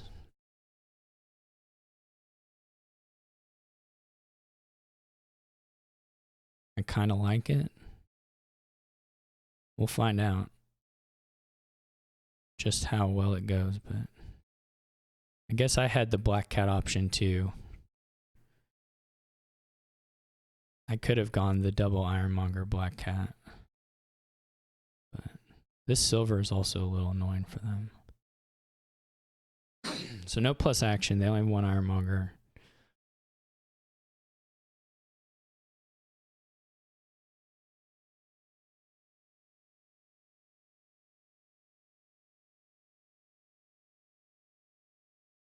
They don't attack again. Now we can for sure lose this. Rope. No, okay. It's fine.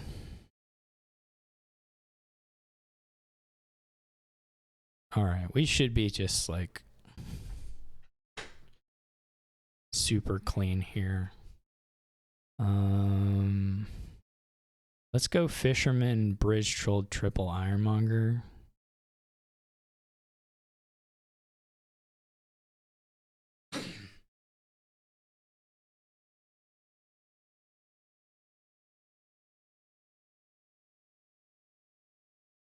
I think. The other option is to do... Nah, we're not going to do demand.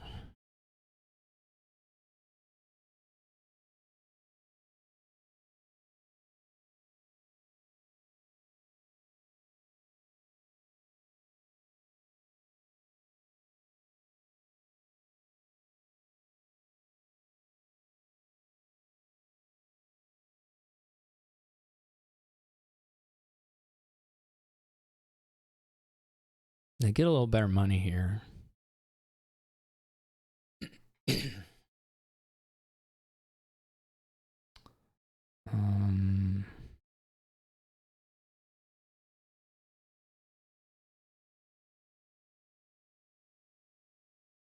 How many stop cards do I have? We're going to go up to 4. We have 2 Bridge Trolls. And the rope. Is that it? So we can toss a Bridge Troll here and we're guaranteed to draw it? Is that true? Are the rest of these cantrips and a Bridge Troll and a rope?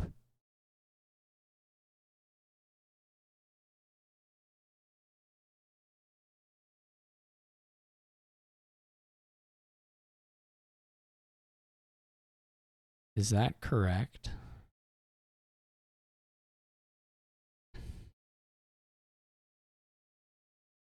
They buy a rope and a raise. Okay, that's not too...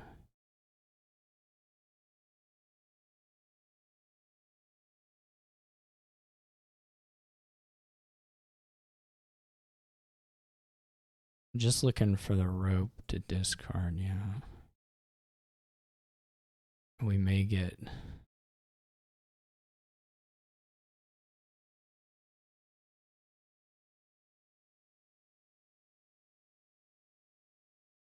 I guess you discard this, right? Because there's still another fisherman. Beautiful. As lovely a deck as one could really ever hope for. Oh, they're minus 18. Holy cow. That is a lot of uniques. What are their uniques? They have the black cat.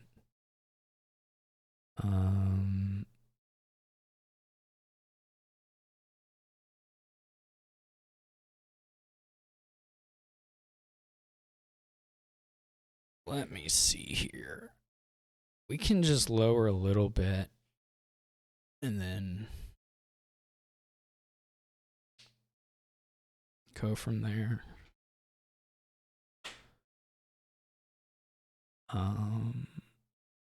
We don't have to buy everything, but we can buy a couple.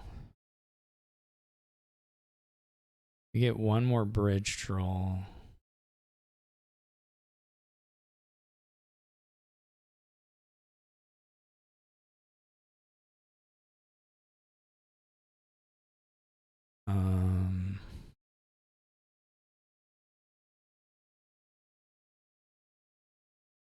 You don't have anything like 7 buys. I'm now at 7 buys.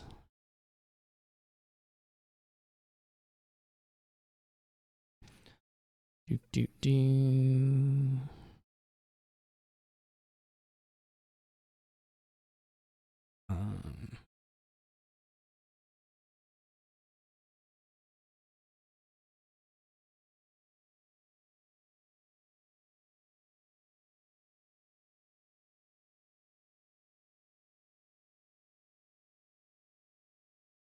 They even have anything like 6 buys? I mean, they can't draw that.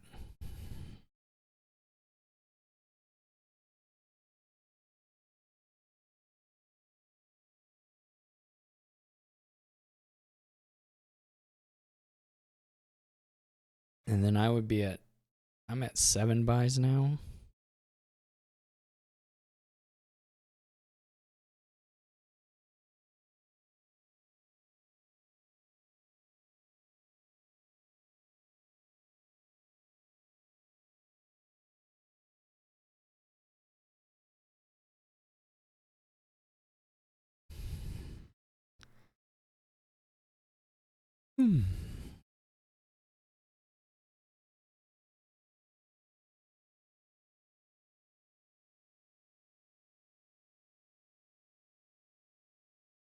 I don't think they hit 6 buys. Well, even if they did, they wouldn't really have the money for it.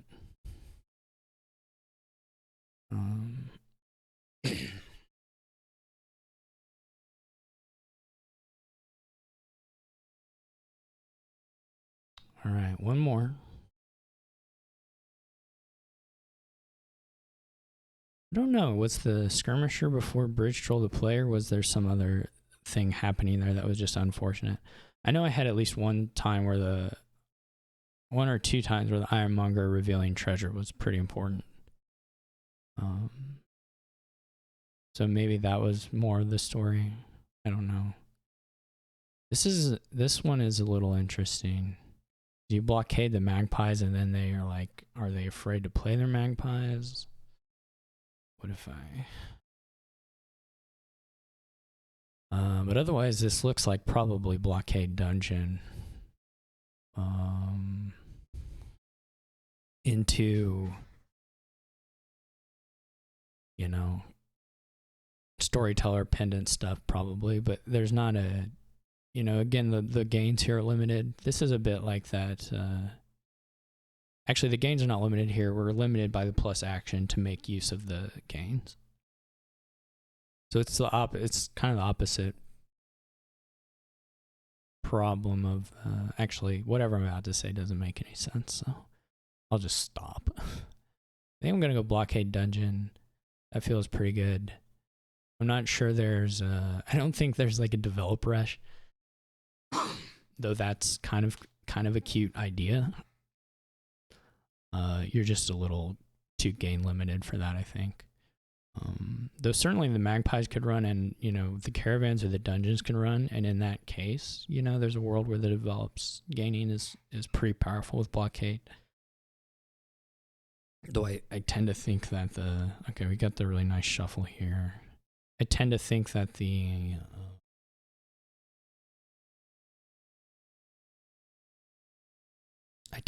that's going to be just a little slow. I hit the beauty draw. I guess we go ahead and do the magpie. I mean, here are the deals, such as they are. If you blockade, they're for sure gonna blockade magpie if they draw it on their turn. Now, if they totally whiff it, if they don't have it turn 5, and you can blockade this turn and then blockade the magpie the next turn, you're, you know, living large, so to speak. On the other hand, if you can, I guess the magpies are kind of a liability regardless of the situation, unless your opponent never feels comfortable blockading them and you empty them. But that is maybe a little bit of a hard sell. on knowing that. I guess the point here for me maybe, or the better point maybe, is that second blockade is probably the play just because you can choose between Magpie and Caravan. And then in the turn where they don't play their blockade at all, then you have kind of unrestricted access. And they obviously have the same choice here, but getting the second blockade played down is pretty nice, I think, on this kingdom. Yeah, so the presence of the Magpie plus the Caravans does open up the blockade situation a little bit, but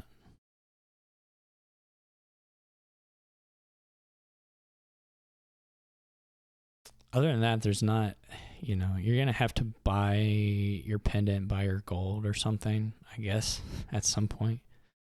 They do a trader, which is interesting. That's certainly an option. Don't hate that by any stretch. I think that's pretty clever.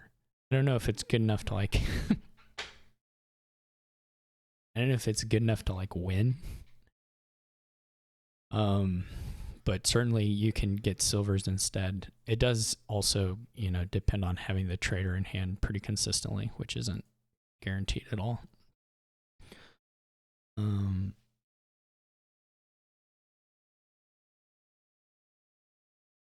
I guess it does allow you at times to swap out the Magpie. Let's say they dungeon refresh here and they get trader and they have the blockade, they get trader as well.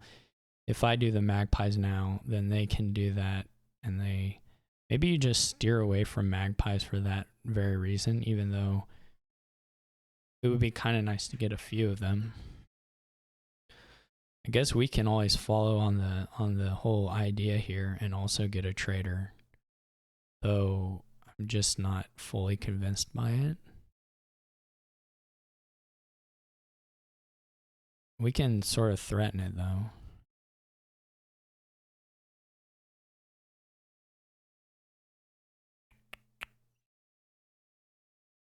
Maybe it's worth. I'm not sure.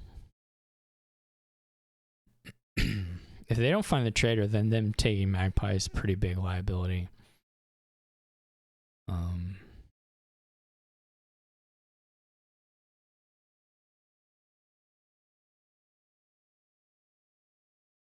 The curses are not good here. Okay, they get a second blockade, which seems pretty good. Okay, we didn't quite hit, the joyous, beautiful shuffles that we would have liked to hit, unfortunately, but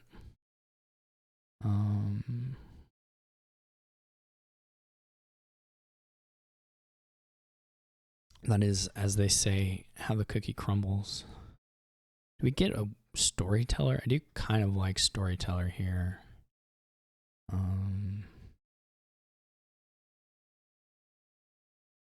We are going to be able to do the blockade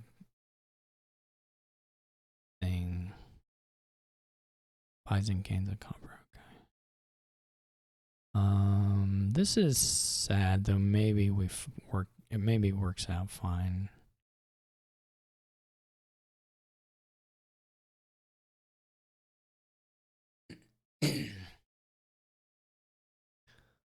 This will be a little scary the next turn, won't it? I guess it can be scary for them.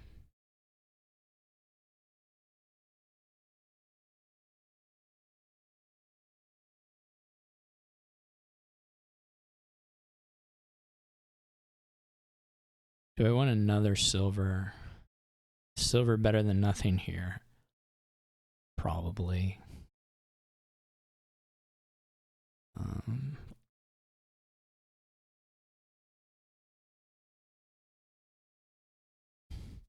Yeah, it's gotta be.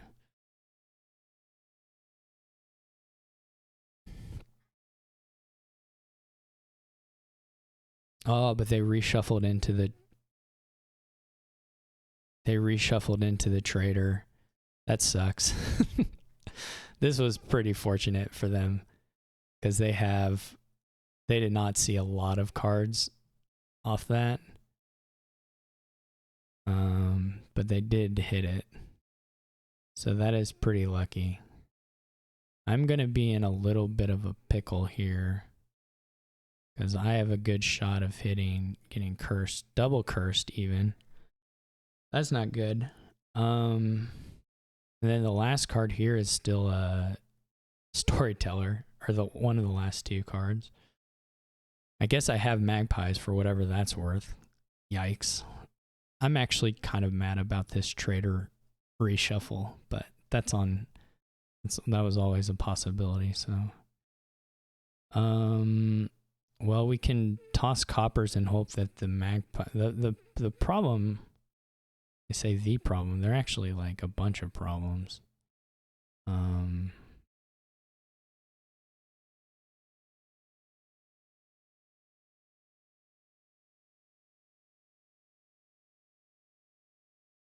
Playing the magpies is scary. Unless we find the trader off of this. I think we just don't play it.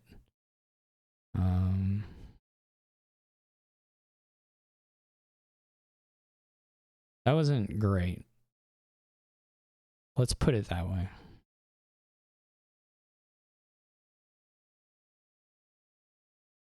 That was rather ungreat.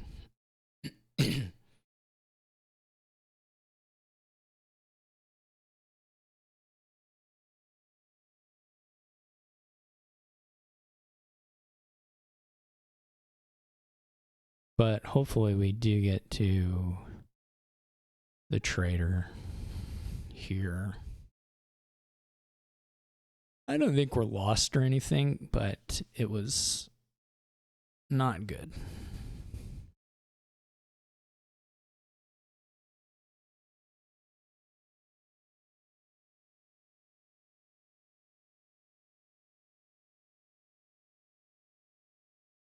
Harbinger.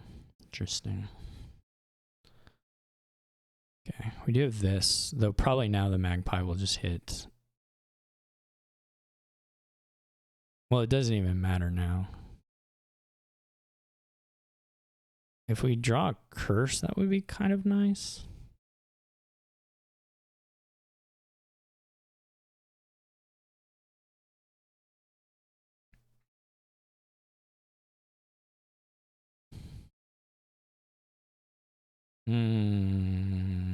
This didn't pan out. The last card, I'm not actually sure what the last card is. Probably a curse, right? I should have counted at this point and not auto discarded curse, given that I already had the trader in hand. And I don't think I'm not really sure. The last card may be blockade. I'm not fully sure where that is.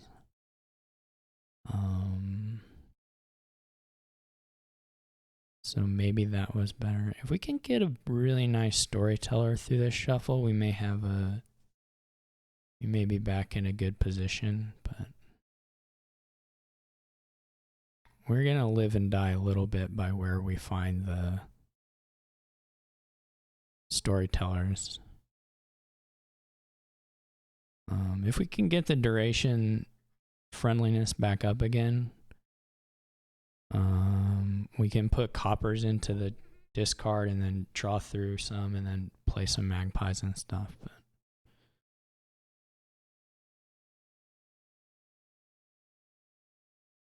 there's like a points problem a little bit too, because being down 3 here with that and having the extra junk. I have the extra junk and the points deficit, so that's not what I would call ideal. They're gonna get the storyteller, I assume. Well, they must have it, right? Either they bought it last turn, so they must have the storyteller now. So they're going to get the duration stuff running.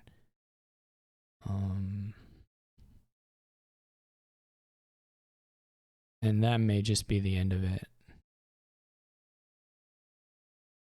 It's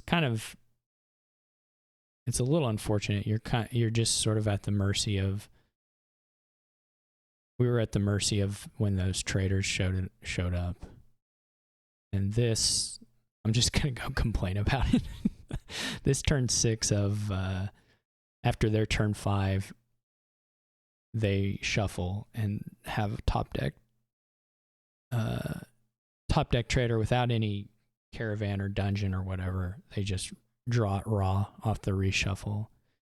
Is sad. I also think I don't think this was clean. I mean, at the end of their turn 5, I think they still had a few cards in deck, so it was even a pretty small search space for the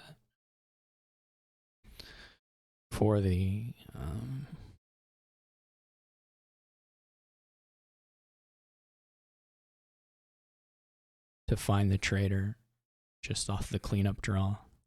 I don't know how many cards, though. Maybe they drew 5. I don't actually know. It was a bummer, though, I'll tell you that much.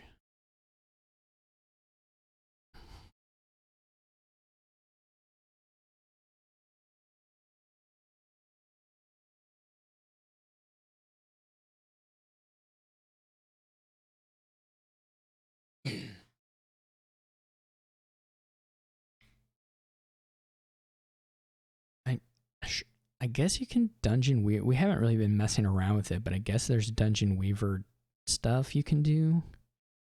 I haven't really been thinking about it. Maybe there's a rush on obelisks now that we should be like considering.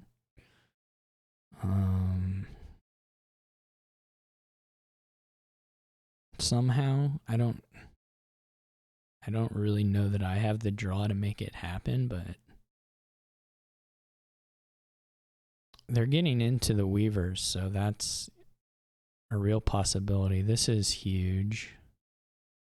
What we would say, there's another storyteller down there, so that's also huge. Okay. I mean, it's worth thinking about. Because it does unlock some extra gaining stuff, and the 4s are good, and so I might be in that world, and I should be able to get to the end here.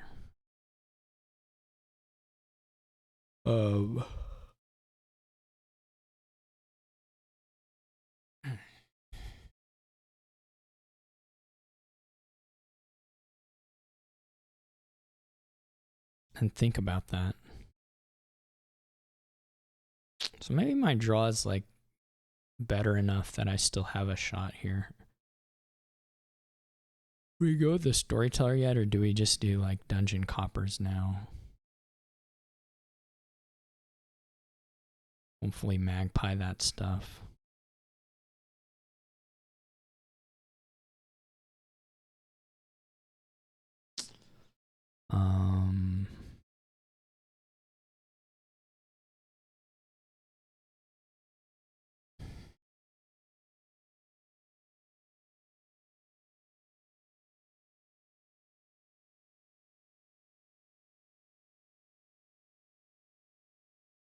And then the other question is, do we go right into additional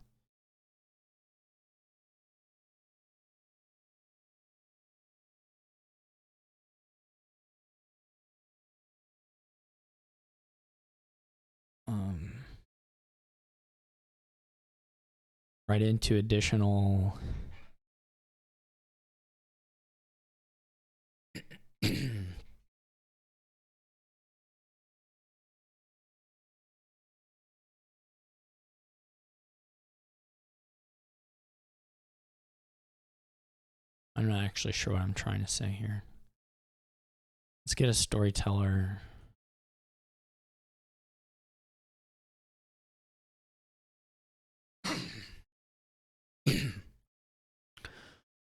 This is starting to seem increasingly like a 3 pile of some sort. We're messing around with Weavers. We may soon be messing around with develops. Um,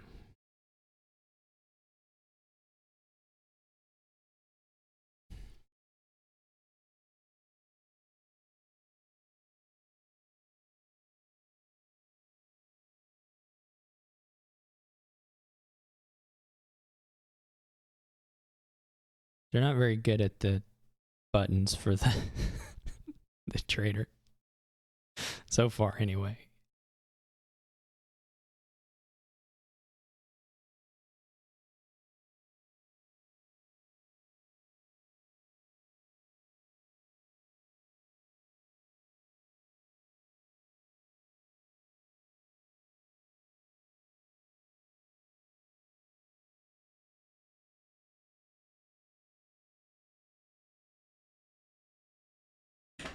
Okay, so all they manage there's a storyteller buy, which is, you know, good, but not exactly what you want.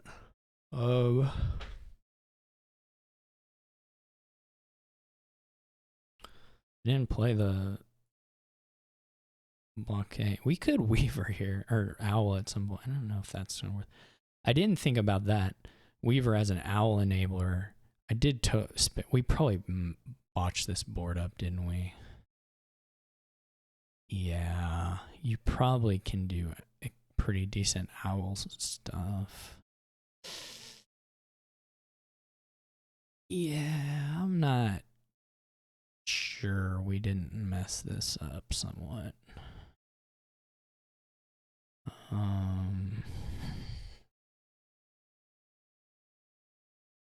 There's not really a lot of value to a second Weaver here because you just don't have the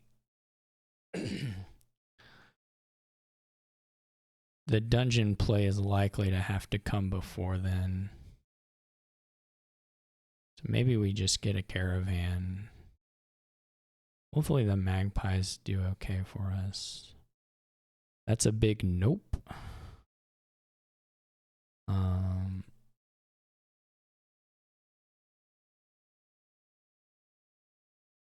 Actually, how do we do this? Do we need the trader? We're not likely to play the trader, and they didn't blockade anything, so we probably don't need it.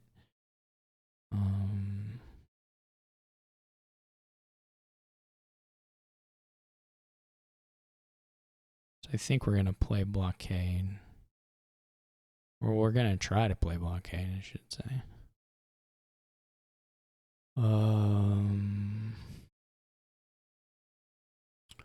This is just about all the magpies, and we're already. We did not hit a single time. that was something else, as they say.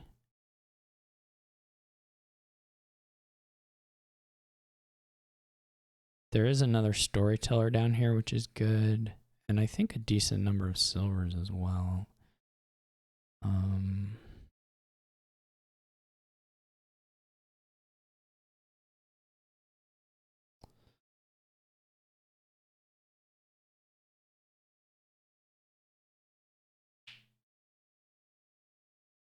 I would love. Well, I guess we both had kind of sad turns. Mine was a little less sad, though I am probably a bit behind.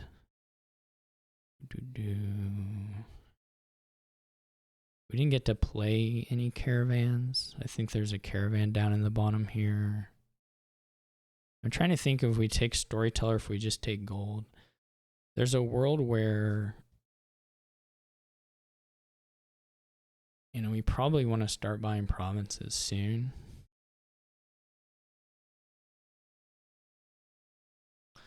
Though with sufficient overdraw, you can maybe just end the game.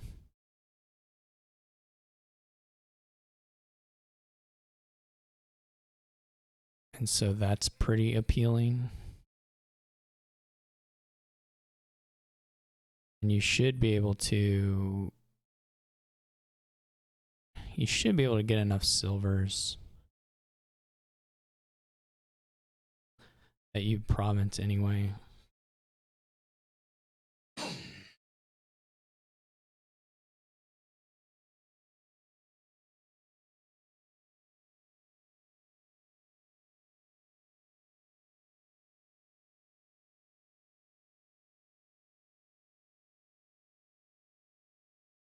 Yeah, this was.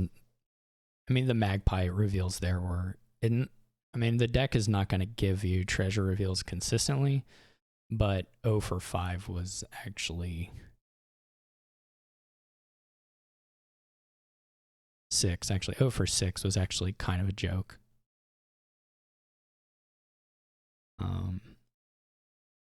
That is crazy. I might have bought a province if I had had the money for it. Okay. They're going to put together a turn now.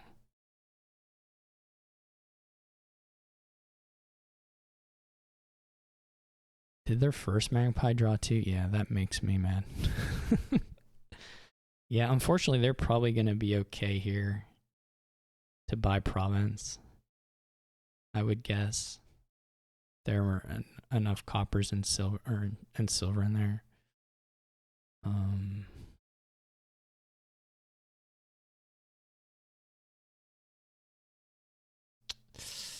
That's sad.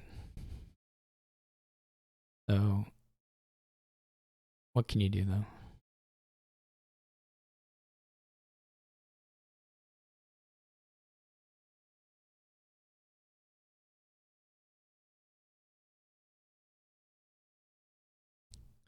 Can't be too mad about the result anyway. We were close in the games. We were kind of close in the games we lost. This one's not over. I mean, we shouldn't resign it mentally. But it was a bummer not to province last turn. And maybe I could have played the turn differently to increase the chances there. I don't know. The choices I made felt reasonable, at least.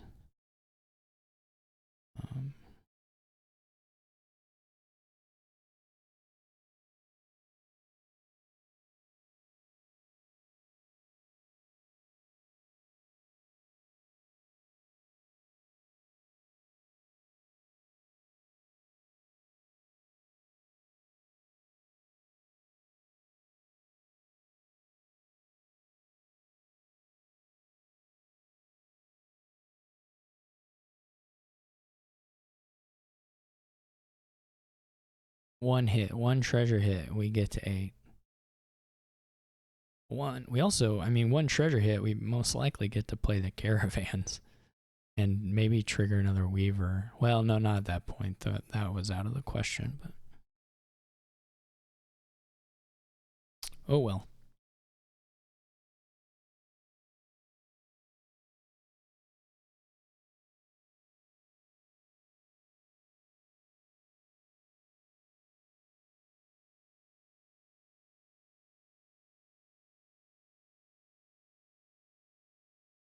Goes ahead and takes the silvers. Yeah, that seems fine. I'd be thinking about like another dungeon, I think.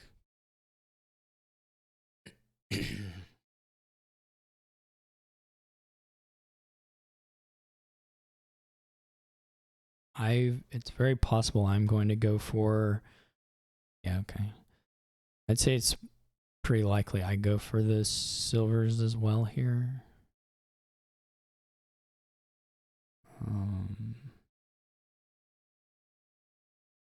I think the pile is just going to kind of lower as we take the provinces, and they're probably going to be in a spot to win, if I had to guess.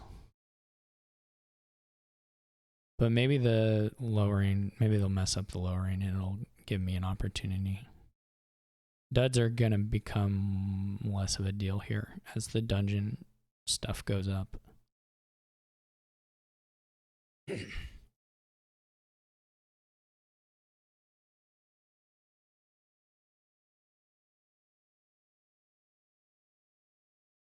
Could blockade dungeon. I mean, a lot of what you blockade here is actually not like the threat so much as a question of which card do you want to allow me to gain with a silver. Though maybe not my first, Weaver play. So that's certainly a thing to keep in mind.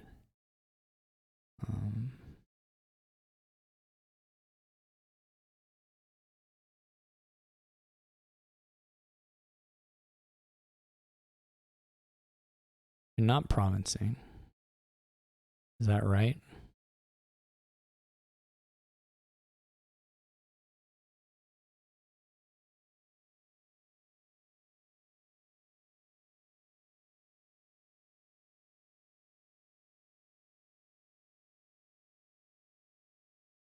They're buying duchy. Do they think they can pile out on their next turn? It's probably not impossible, but not trivial.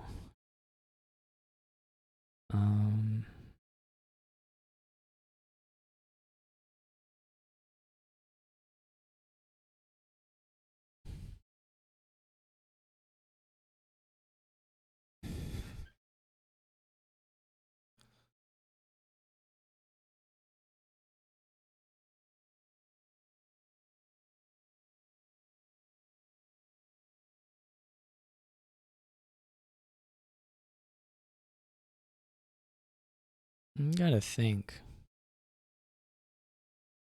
Do we do a dungeon? Maybe. We get the silvers? Maybe. We gotta buy province. Then they don't have to do too much to just pile out, but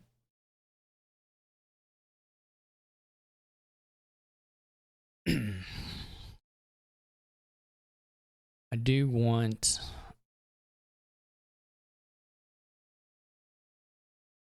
probably a dungeon weaver. I have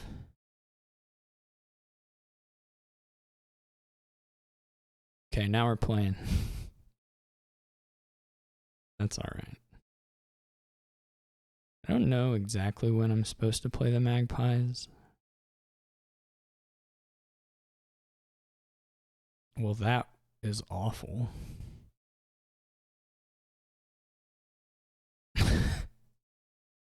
Screaming.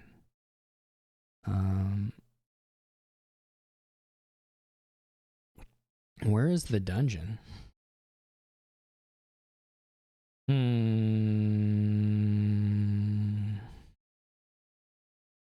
There's the dungeon. Okay. We do need a province, like, desperately.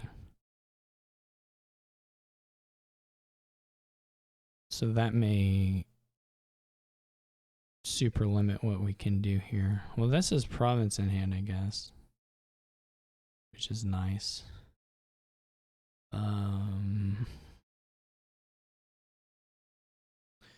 We could think about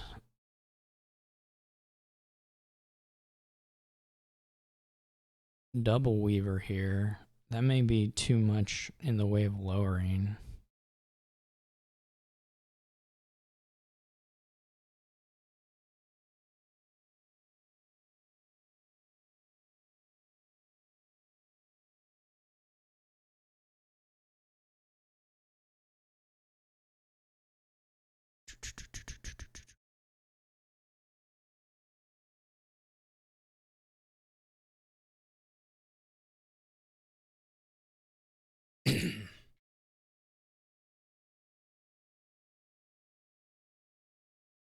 And then blockade a dungeon. What are we?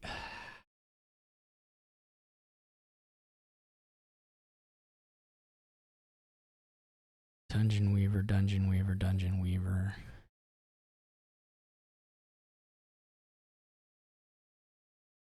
Do I only have 2 of these weavers? Is it really 2 to 3? For some reason, I thought I had another one.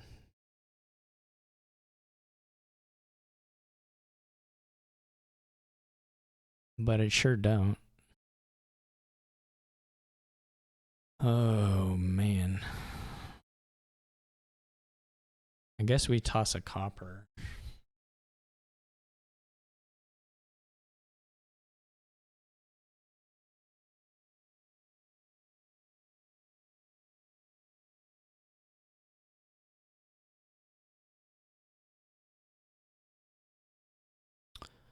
Well, probably not. What are we trying to do?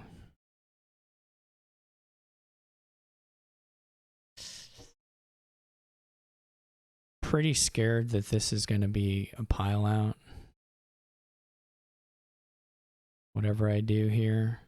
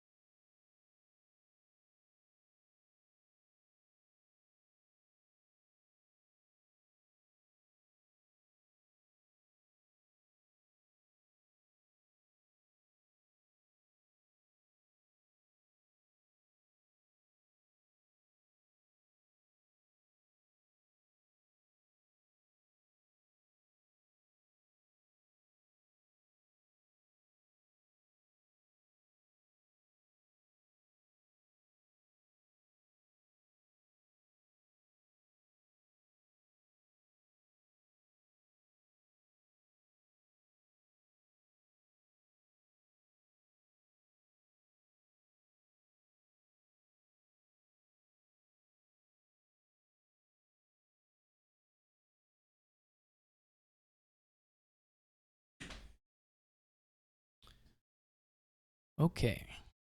What have they done? Gotten the dungeons. Yeah, I mean, if you get through the draw, then having those is probably sufficient.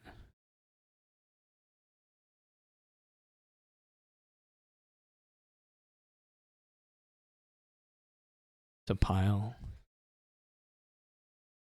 Not 100% sure actually that the gains are there, but they're probably relatively close.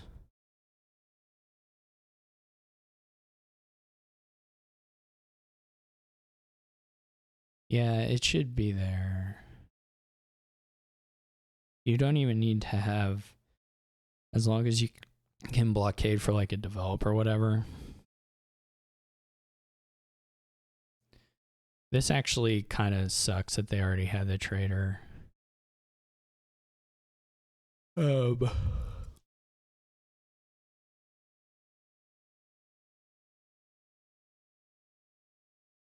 What can you do?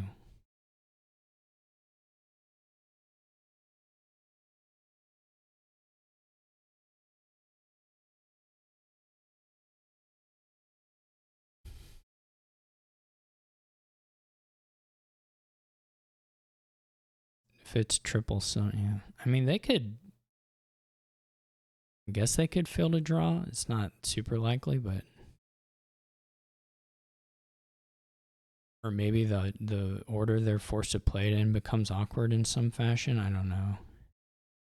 But with the blockade, they should have enough gains, exactly. Oh my. Well.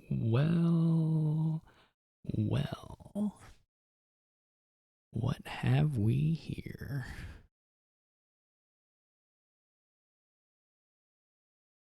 What what have we here? Yeah, this is enough too. Okay. Not guaranteed, but it is enough. Pretty sure.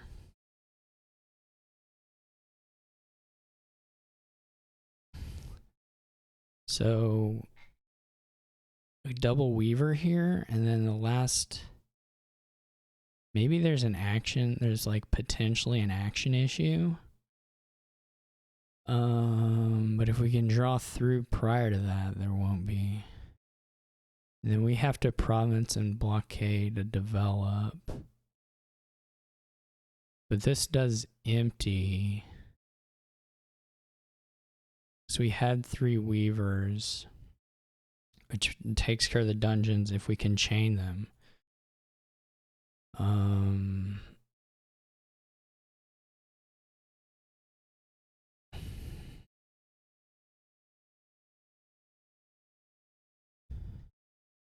But we do have to be able to buy blockade and province, or play blockade and buy province. So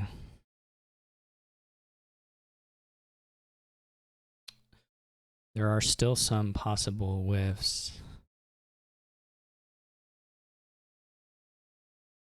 But the storyteller stuff is all here. The magpies can like hit at all.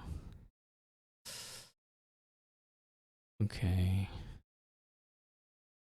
We have to play all the... I have 4. The money is a little bit frightening to me. Maybe the money won't work.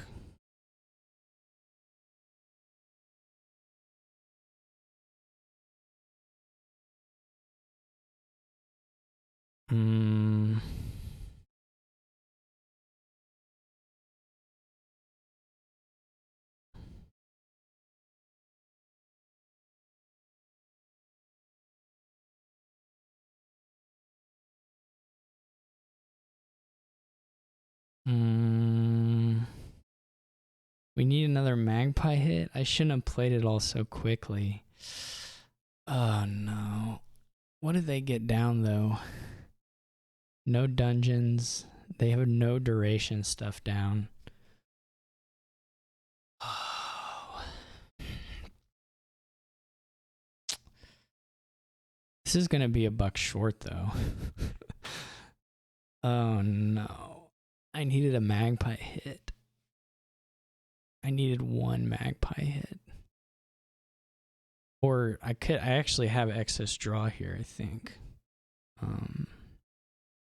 So I could have not played 1 copper on one of the storytellers and been okay. So I didn't really know what the deck situation was at the time. But I would have had the draw to do it.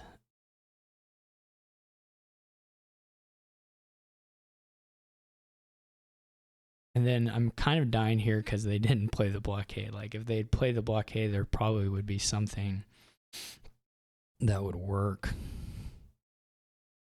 Oh no. How much can I score?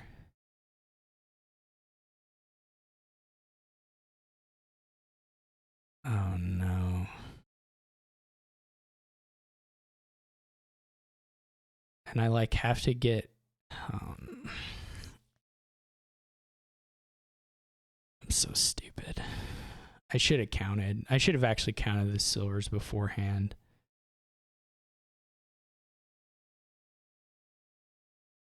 No, I'm an idiot.